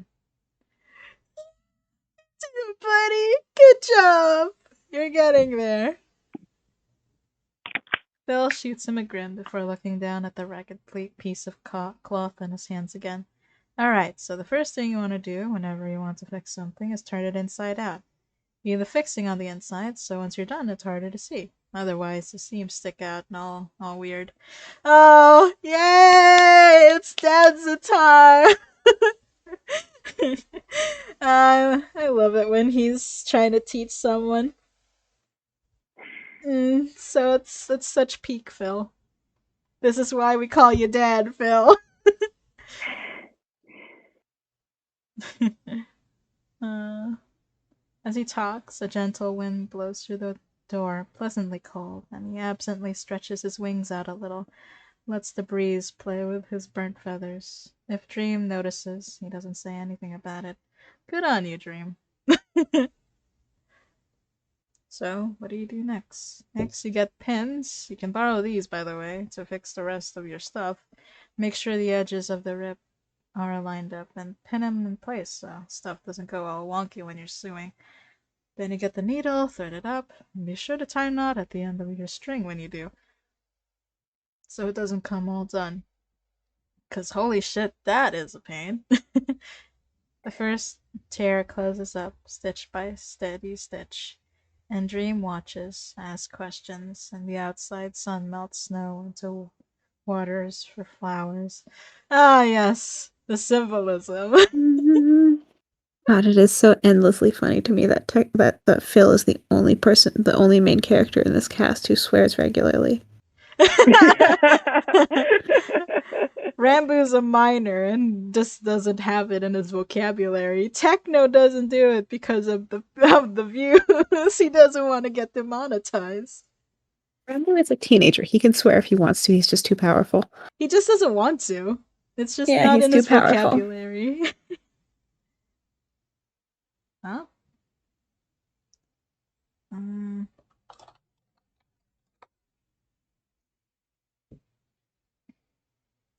Oh, my brother texted me. What are you saying, Mm. brodor of mine?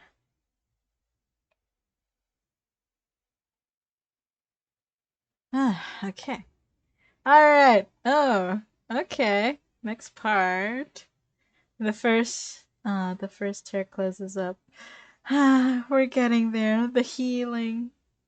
The healing. The healing. Okay.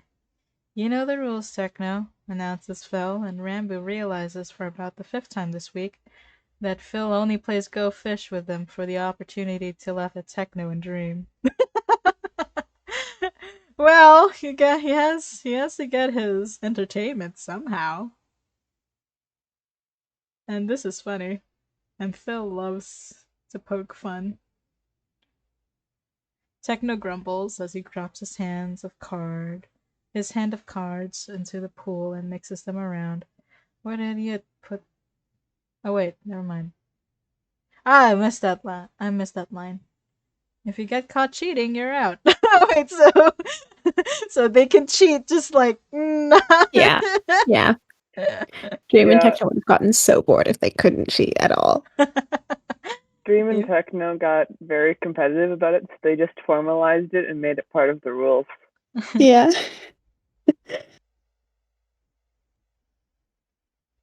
Mm.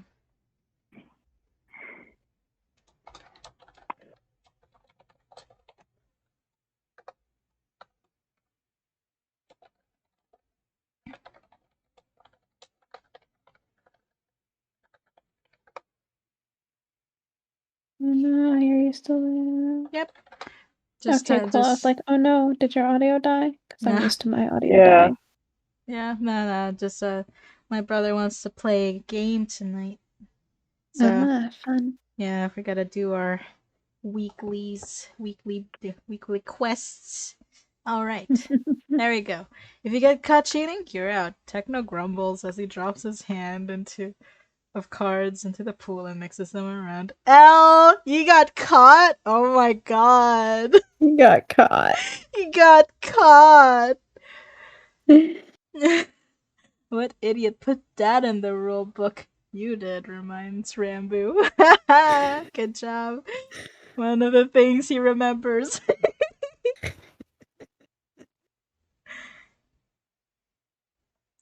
Because you thought you were better at cheating than Dream, adds Phil.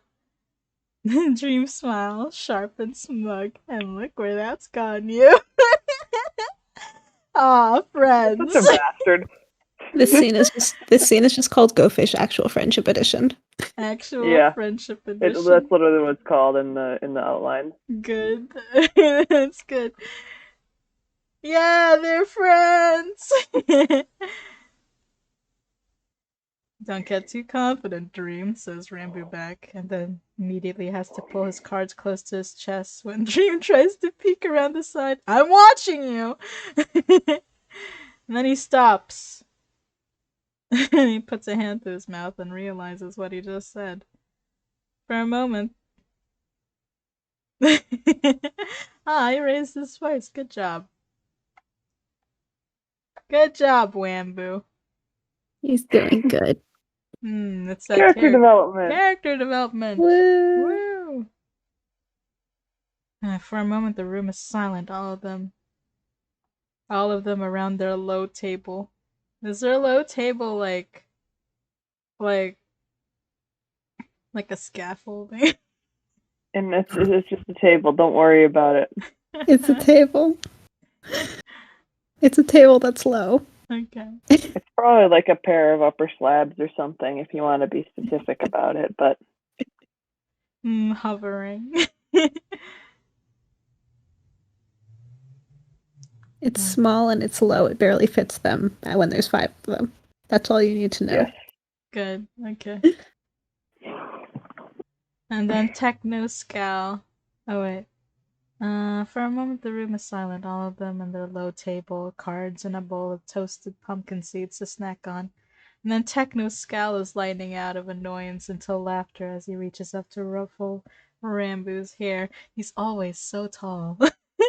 You have to reach up for it. Wait, how tall is Rambu? Just what is he curled up into a ball? Rambu, how tall are you? Too tall. Too large. Too much. And Dream's rolling his eyes, and Phil is chuckling too. Behind. Oh, chuckling too behind his own hand of cards. Nice. Ha! Rambo got you good, crows Techno, tenting his hands. How the turntables. How the turns table. I love you, Techno. He learned that expression from Jack Manifold in the middle of Doomsday. Oh, Techno. God.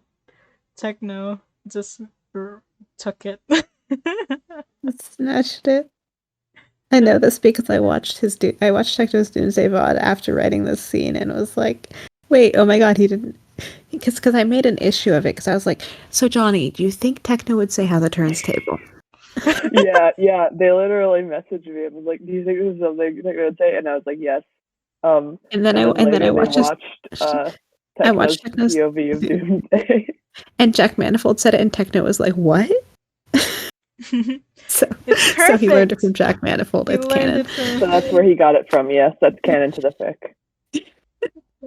It's canon to the fic. He got it from Jack Manifold. Jack, you got it. You made it, You made it, Jack.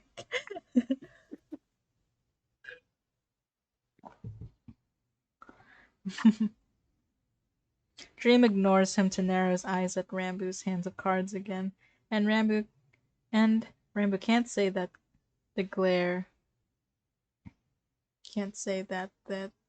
glare like cactus or spruce noodles, and spring doesn't make him jump anymore or freeze in place. But not so very long ago, if he'd say anything like that, like what he just come. My words, my eyes, my brain. Ah, eye colors again. Cactus or spruce needles in spring. Yeah. Mm-hmm. Not so very long ago, if he'd said anything like that, like what had just come out of his mouth, he would have feared for his life. He would have backed himself into a corner. He would have cried, burning, terrified. He would have apologized and apologized and apologized. And he didn't. Now. He just threatened Dream and the fabric and seams of every one of his nightmares. And all Rambo did was pause, and all Dream did was roll his eyes. Yeah, friends! Actual friends. Friendship. And there's still that edge of terror there. We awakened to frantic activity, by the way. Dream smiled when Tommy walked in the door, hungry and cracked and empty. Reawakened whenever Dream appears out of nowhere or moves too fast. Yeah. He's getting there. Whenever Rambo stands in a room so dark and silent, he can hear the slow drip, drip, drip of falling water. But the fire is crackling now, and his friends are here, and Rambo is very good at go fish. Yes, you are. It's one of his virtues. Watch me then, retorts Dream, competitive despite losing 4 nights in a row. Watch me win. Well, gotta give it to him. Doesn't give up. He's very persistent as a person. He He is. is. He is. Bring. Aw. Ring, says Rambo, in his best imitation of Techno's tone, and then loses the sentence and has to start again, which probably ruins the effect. Bring it on! He's trying very hard. He's trying very hard. He's learning from his sensei. That's the most important thing. It's very important. Exceedingly. And Dream's smile sharpens and he says, Got any fours? Aww! Dream does end up winning the game after all, which pulls his win rate just above Techno's, but still far below Rambo's. So they play 2 more rounds to appease Techno's resulting bloodlust.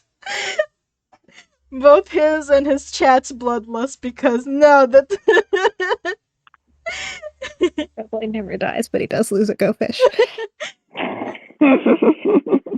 someone probably typed that in chat once. And then it's just a stream of L's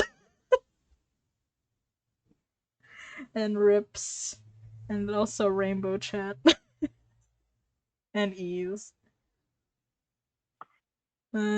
Resulting bloodlust as chat screams in his ears, blood for the blood god, but with light cards. But Rambo wins both of those, and Techno leaves the table exchanging banter with Phil and complaining about being bullied in his own home. And Rambo gathers up his cards and puts them back in their little package and wonders when he started being happy. Aww! Friends! Actual Friends edition! Yeah, actual friendship. Actual friendship. Holy shit. Oh, Yeah. how the turns tabled indeed. Oh, it's good shit. And now it's time for one of my favorite scenes. Ooh, is this the last one? Yeah, it's the last one for the night. Last one in the chapter. Oh, wow. Cool. It's been 2 hours. Nice. Night falls, quiet and soft, and Dream is sitting on the edge of his roof, his garden at his back, watching the sunset light fade from the sky, blurring from orange to black, to blue to black. He's not sure exactly when the last time he sat and watched the sunset was. It's pretty. It's pretty, he says out loud. to the air, to the sky, to the earth, and the sunset clouds on the horizon shade just a little warmer, a little more pink. Aww! The world's blushing.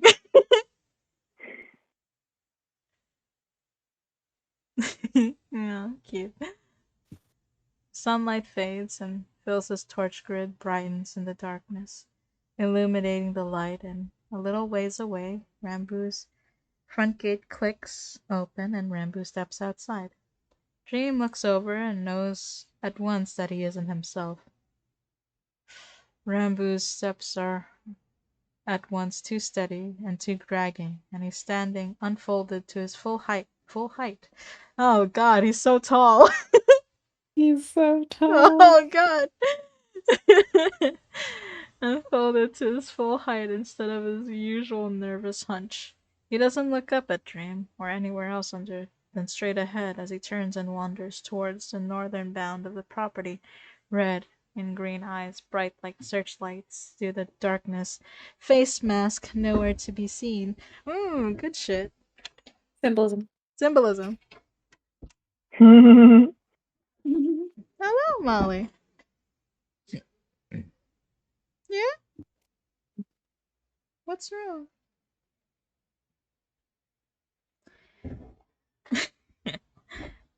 Okay. He's going anywhere and nowhere, probably. Dream's fairly sure Rambo doesn't do anything but roam, like any other mob when sleepwalking. At least not when not under orders from Dream. He could be going anywhere, wandering out into the depths of the night, alone and unaware. That thought sticks in his head for some reason. He doesn't know why it does. Rambo's done fine so far on his own, hasn't he? He's still got all his lives and everything. And it's not like it's Dream's job to babysit him or anything. Rambo's okay. He's not an adult, but he's almost one. And he's already halfway to the barrier when Dream can't follow anyways. And Dreams knows better than anyone how easy it is to use him when he's like this. Oh, what's this? Have it. Carrying a Kettle bit. sounds from Misophonaya. What is this? Getting a little worried there? Dream? Getting worried that someone might use him? Getting worried he might get hurt? Dream? Learning to care? About one of your friends? Is that what I'm hearing? Is that what I'm seeing, Dream? He grumbles under his breath, jumps down from his roof, and is already running when he hits the ground. Rambu's strides are obnoxiously long. Right, because Dream's the shortest. Yeah. Short Dream. Dream is also Tiny. luckily Dream is also very fast. Tiny Dream. Yeah, fortunately, Dream is very fast. Yeah. He is speedy. Well, he is a speedrunny boy. Mm-hmm. Exactly. Speedrun boy. And Rambo isn't exactly in a hurry. Yeah. But he is. He's Oh. long. He's tall. He's long. He's very long, like beanpole. Takes a step and eats up 2 blocks. Could you imagine? God. And he has to He's hurry One to Piece catch character tall. up. He is! He'd fit right well with One Piece. Dream and Rambo. Well, 40 blocks, 45, 46. Rambo! He calls and reaches out and grabs him by the wrist. 49. Real close there, Dream. Rambo pauses in his tracks just 1 block shy of the barrier, looks down and around him. He's short! He's short, Rambo, but not that small, jeez! For a moment he just stares, and the tear scars cutting down his cheeks cheeks are so livid. Livid. Livid. Oh, Objectively, this is one of the best sentences in the fic. I don't take criticism. livid. What's wrong, Molly? What is it? What's up? Molly's blocking my screen. I can't read the words. What is it? Oh, we can tell you a fact about this scene instead. This was the last scene we added to the outline. Oh, did you? Mm-hmm. It's also, like I said, it's one of my favorites. I mean, Johnny just writes Sleepwalk Rambo just like so well. Oh, I love her Thank you. Sleepwalk Rambo. Technically, it's our Sleepwalk Rambo now because I've written him too. But like, oh, he's good. He's Oh, good. I didn't know the other definitions of livid. Lovely. I love it. He just stares. The tear scars cutting down his cheeks are so livid in the rising moonlight. They almost seem to glow. Ooh, I like that. Oh, that's what I was missing from my design of him. I thought it looked weird. Ah, yes, the tear scars, very important. Yeah. The all important tears. I think they like he canonized that like right as we were writing this chapter, and we are like, well, we need that. We need that immediately. We need Yeah. it. I think I had already finished this, or I was like in the process of writing this scene, and when he canonized that, and I was like, where can I put that in? Where can I fit that into the fic? I need it. I need it. It's such a good detail. It's such a good detail. Just scrambling just to add that somewhere. It's so good. It's such a good detail. It is a good detail. It's such a good detail. Dream, he says after a long beat of silence.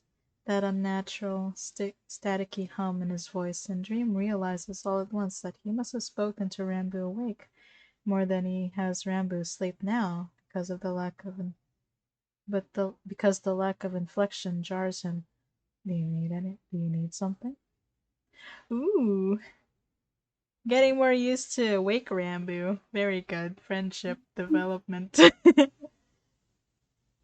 No, Dream says, and he feels a little wrong-footed, almost, because this isn't how it usually goes between the two of them. Usually Dream tells Rambo what to do, and he does it, and it's simple and easy and neat. This isn't that, and he's not quite sure what it is. He hasn't thought this through at all. Isn't that what you usually do? Besides that sudden impulse to keep Rambo from wandering off alone into the dark. Come on, he says eventually, and tugs at Rambo's wrist when he turns around, and Rambo follows him without resistance. Let's go back to your house. Okay.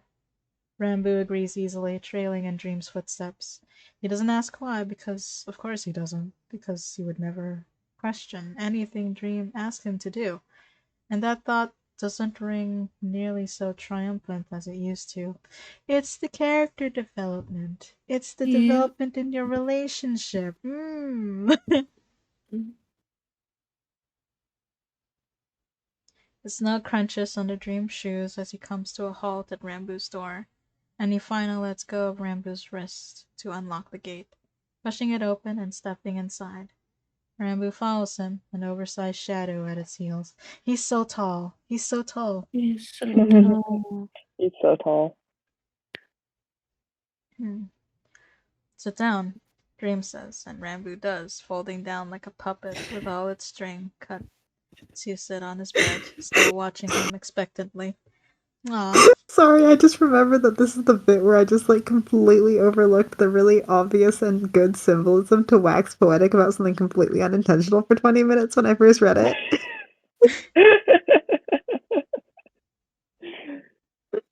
I'll tell you about it later, Lunai. Okay. Yeah, continue. Okay. So sorry for the interruption. Still watching him expectantly. Dream? Rambo says eventually. What might be seconds or minutes later, a faint quizzical tilt to his head. Ah, yes. A boy. A boy. It's the boy. The boy. A boy. Yeah. Beloved.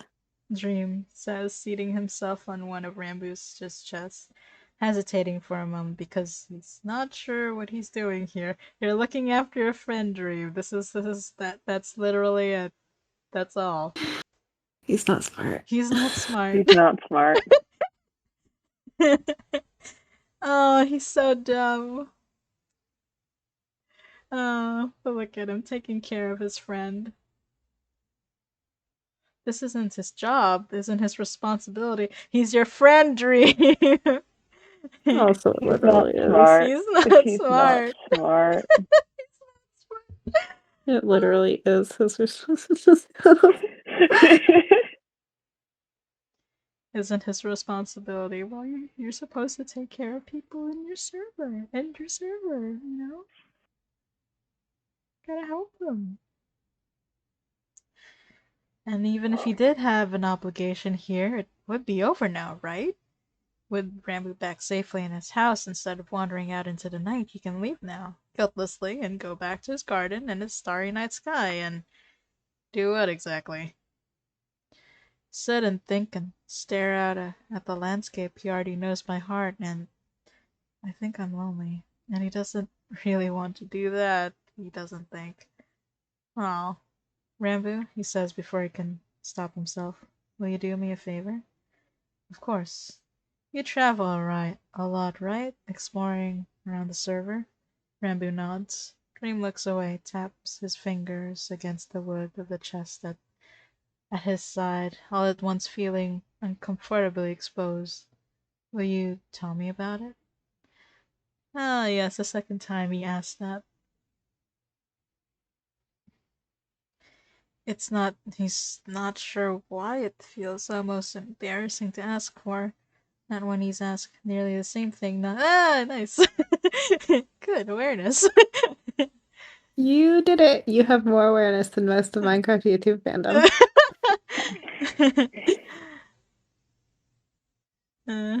It's a good fic. It stays in your brain. Mm. Not when he'd asked nearly the same thing not too long ago. When he ordered, tell me what's happening outside in the world, everything you know. Oh, yeah, he frames it a little more gently here. It shouldn't feel so different than that, but it does, and he doesn't know why. It's because you're asking politely, Dream.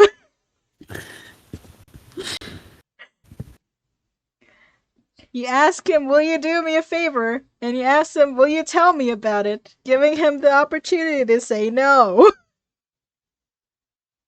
Sleepwalk Rambo is nice for him to have because it's practice for asking for things on someone who won't actually refuse. Well, it's a good start as any. Practice run. Yeah, it's a practice run. He's training. He's training. He's training. Good job.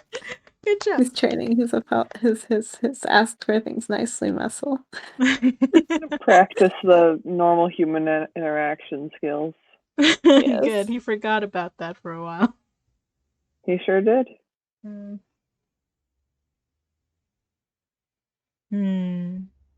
he doesn't know why. You're so dumb, Dream. That's okay. About anything, Dream says. Just anything you've seen out in the world. He pauses, swallows, asks, what's the most beautiful place you've seen this week? Aww. Aww. It's cute. Rambo looks at him for a moment, then nods and starts recounting a story in soft humming monotone about an untouched desert temple he explored a few days ago, rising up perfectly intact from the dunes, about the chiseled patterns on the stone, the way the noontime sun had turned the sandstone white and glittering. And Dream sits back against the wall and lets his eyes slip shut and listens. You're doing a lot of listening this chapter, Dream. Good job. Learning how again. Learning how. You had to remember a bit. Yeah. Mm-hmm. Oh, when did this happen? Quackity lore?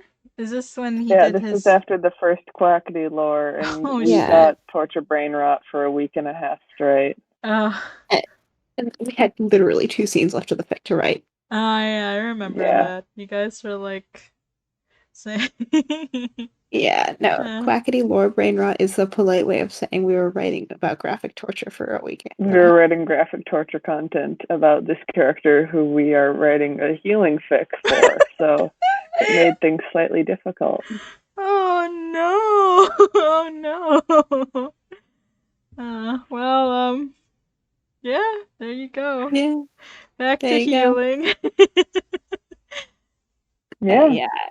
And then we eventually managed to wrench our brains back into this.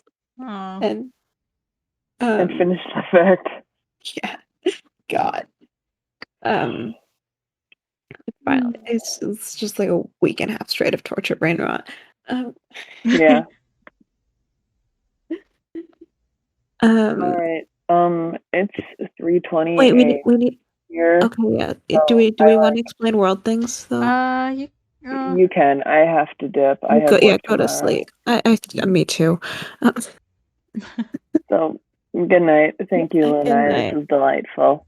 Yeah, it was wonderful. Thank you, Lunai. No problem. You guys get to listen to a secret podcast now with narration. It's basically now with podfic. narration. Probably I should go to sleep. Maybe we'll explain world things next time at the beginning. Yeah, no worries. We were a bit late at the start. Don't worry. Just go ahead, sleep. We'll give our thoughts at the end and go to upload this. Yeah. Good night. Thank you for a podcast. It was lovely. No worries. Lovely. Happy Zeph Day. Thank you. Thank you for present. Goodbye. Bye. And that is chapter 5. Okay, peeps. How's everyone feeling about that, huh?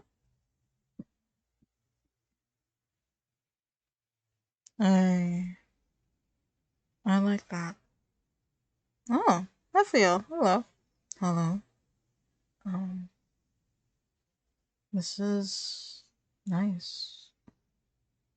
I don't know any of these characters or what the story is about, but I do enjoy.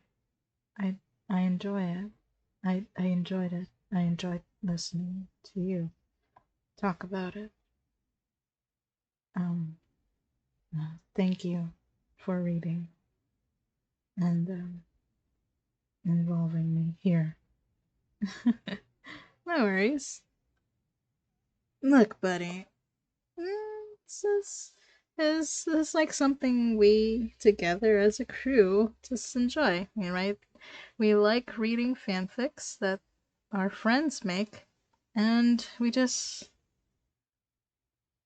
like doing this, just spending time together like this. It's how we bond. It's how we bond. Yeah. This is so nice. Just water healing. I can't wait to just finish the entire fic and then reading the entire fic over again and just picking it out again and just the little details now that we know certain things like water and healing and threads. Oh, the threads. Oh, I just really enjoy like oh, this is Lazuli, by the way. Hi. I just really like how usually threads with dream like thematically they're usually like in use of like control, but and like using it to like manipulate it, even though Dream's not really much of a manipulator, but usually he's like a puppet master and like and like the entire thing of hang on.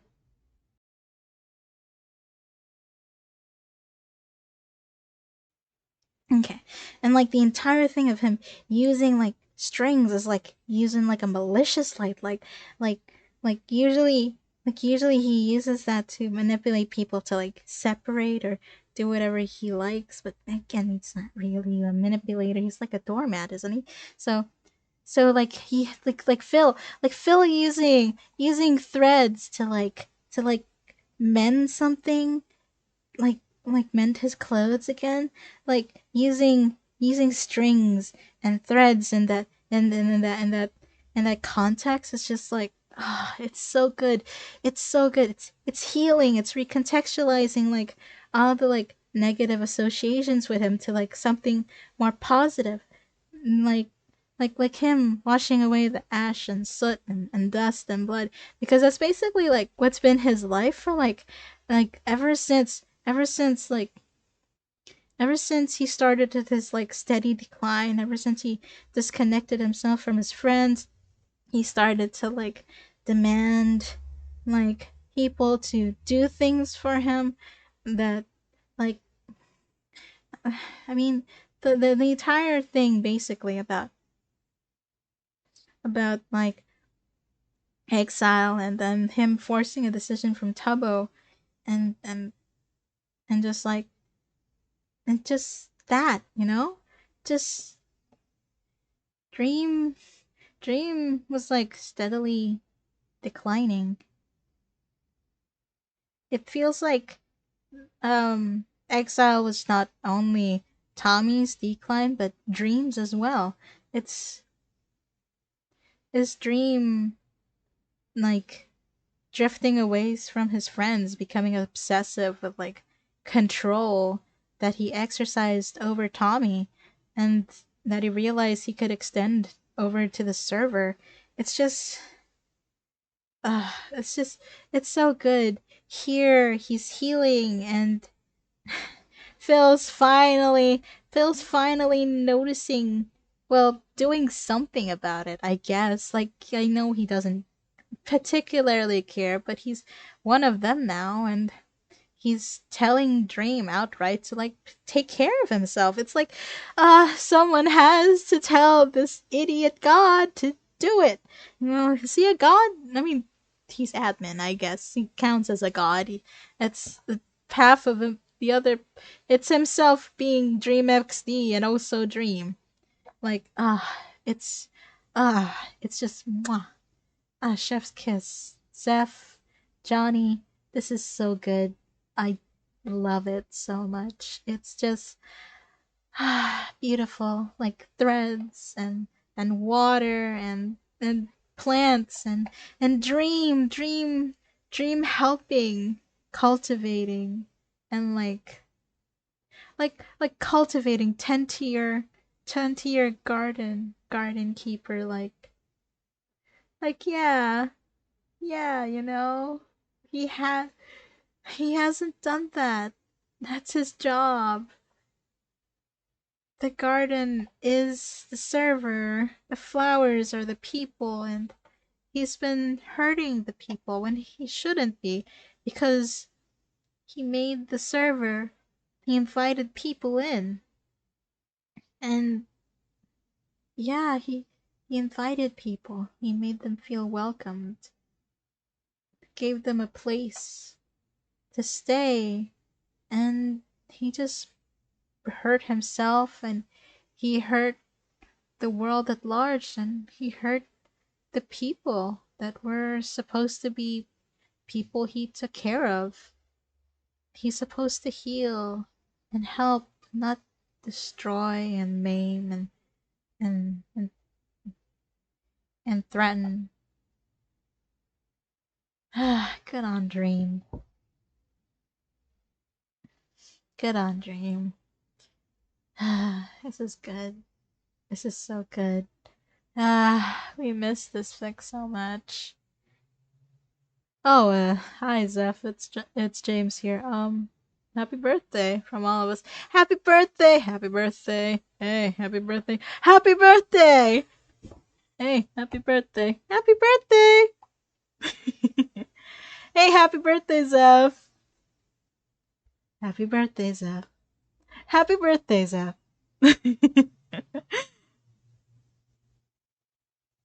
Happy birthday, Zeph! Happy birthday, Zeph! Happy birthday, Zeph! Who else wants to say happy birthday? Happy birthday, Zeb! Hi, it's Marty. Hi.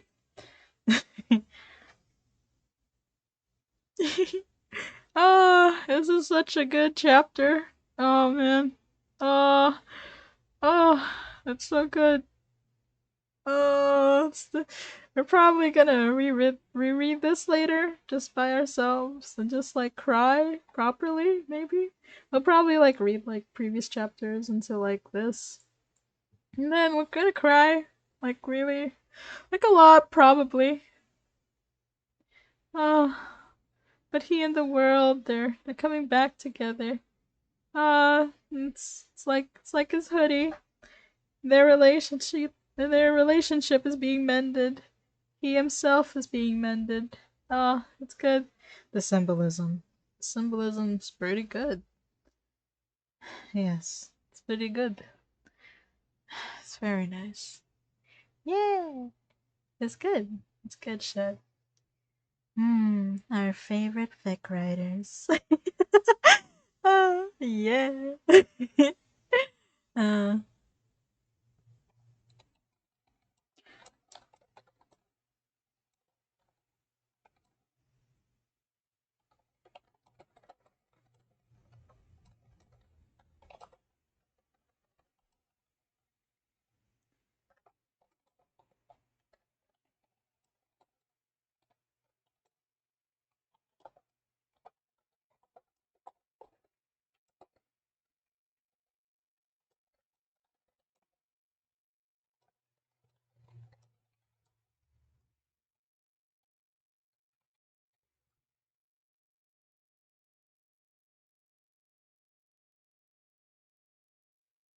we can add more to it a little later.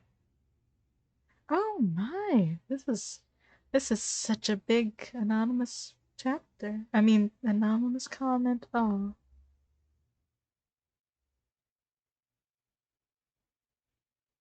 torture fix lately. This is a read that leaves you feeling happier than when you arrived. True. Ah, yes, and the sapnap, dude. The sapnap thing. The sapnap coming in. Uh, uh. In another world, this would have been what happened. Them being friends again. Ugh. But nope, we didn't get that. We didn't get that in canon. We will never get that in canon, Rick. You don't have to say it like that, you know? I've already said. It's okay, love. It's okay. We all feel this. We all feel this. We're all hurt. It's okay, Nikita. It's okay. Why? Why do they like the angst? Because angst gets views. Angst sucks! In so much doses. In little doses, they're alright. Angst is good. But too much angst! Ah! Nikita, it's okay, sweetie. It's okay. It's terrible. They're terrible. This is good though, but they're terrible in canon. It's okay. It's all right. Oh, I've never really spoken with this voice before. Hello. This is Berceuse. If you don't know, the weird like accent change. This is really good. We love it a lot, of course. We love it a lot. Yes. Um, it's just we can look forward to like Wilbur, just like possibly maybe like rescuing Dream from like prison. It's gonna be cool. Oh, dramatic. We we don't know what they're planning. We don't know what they're planning. So we'll see. We'll see what they're all planning. Once Wilbur and Lovejoy's back from their like cabin in the woods thing. Um I still don't know how I mean still don't know what they're planning. That's I'm loving it though. Um Nice to see Wilbur back. This one this one would be interesting with Wilbur. Yeah, Wilbur. Um Actually, we haven't still watched that stream yet, have we? No, we haven't. Yeah, we probably should. We probably should watch the stream where Wilbur dies. Well, not Wilbur, Ghostbur. Ghostbur dies, and then Wilbur comes back to life. Revive Burr comes back to life. So we might see that soon. Hopefully. We have a lot of things to do actually. We have to do a reading, we have to play with Luna has to play with like her brother later than like in half an hour from now. And yeah. So it'll be interesting to see. I love this though. We love this. We love this a lot. We already been like singing your praises already for like the past like secret podcast, but like this is so good. It is really good. Just like the character, the development, dreams less of an asshole here. It's good. It's what he deserves. It this chance to like to be better, you know, and yeah, you guys are giving him that chance, and it's good. It's good. We love it. Yeah, we love it. We're going to sing your praises for so much more of these secret podcasts that we're gonna do about your fix.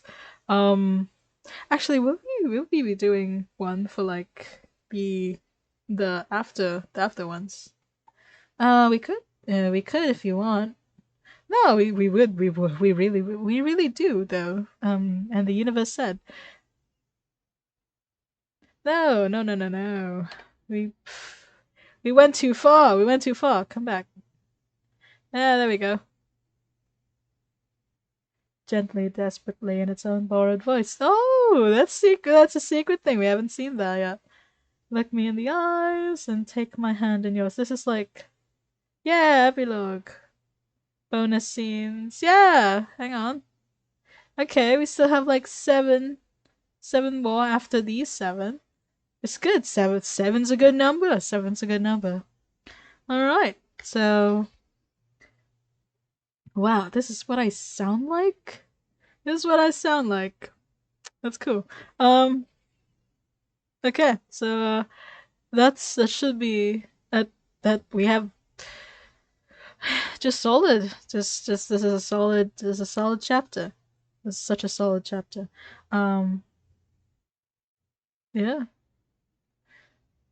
Techno's reading his light novels and like in pretentious little thick tomes. tomes.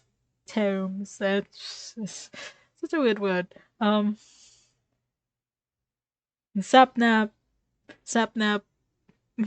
If Sapnap punches Dream's face in the same area, does that make it a blacker eye? Does that? It probably would hurt, yeah. Yeah, it's fine. They're friends. That's the important thing. Someone needs to put some healing pots on this man, though. Jeez. Okay. Yeah. Do I give it back to you, Luna? Yeah, if you want. I enjoy listening to you, though. Oh, really? Well, I have the best voice, arguably. Hey. Hey now. That's rude to the rest of us. Yes, Storm, I said it. I have the best voice out of all of us. Because I am the best. Okay, I'm taking over. You guys can have your little argument at the back while I close off the podcast, okay? Okay. I'm taking back voice privileges. Okay.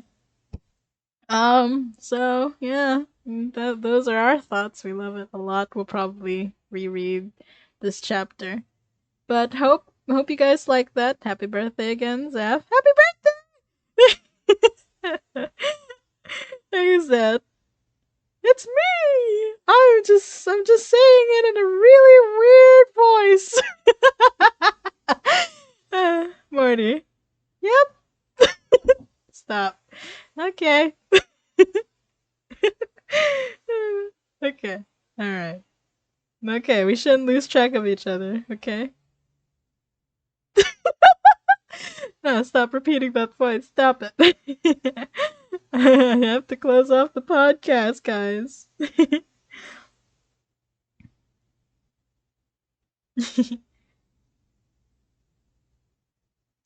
I wonder how I sound like. Oh, wow, this is how I sound like. Wow, okay. Hi. Hello. I'm Clement. This is really weird.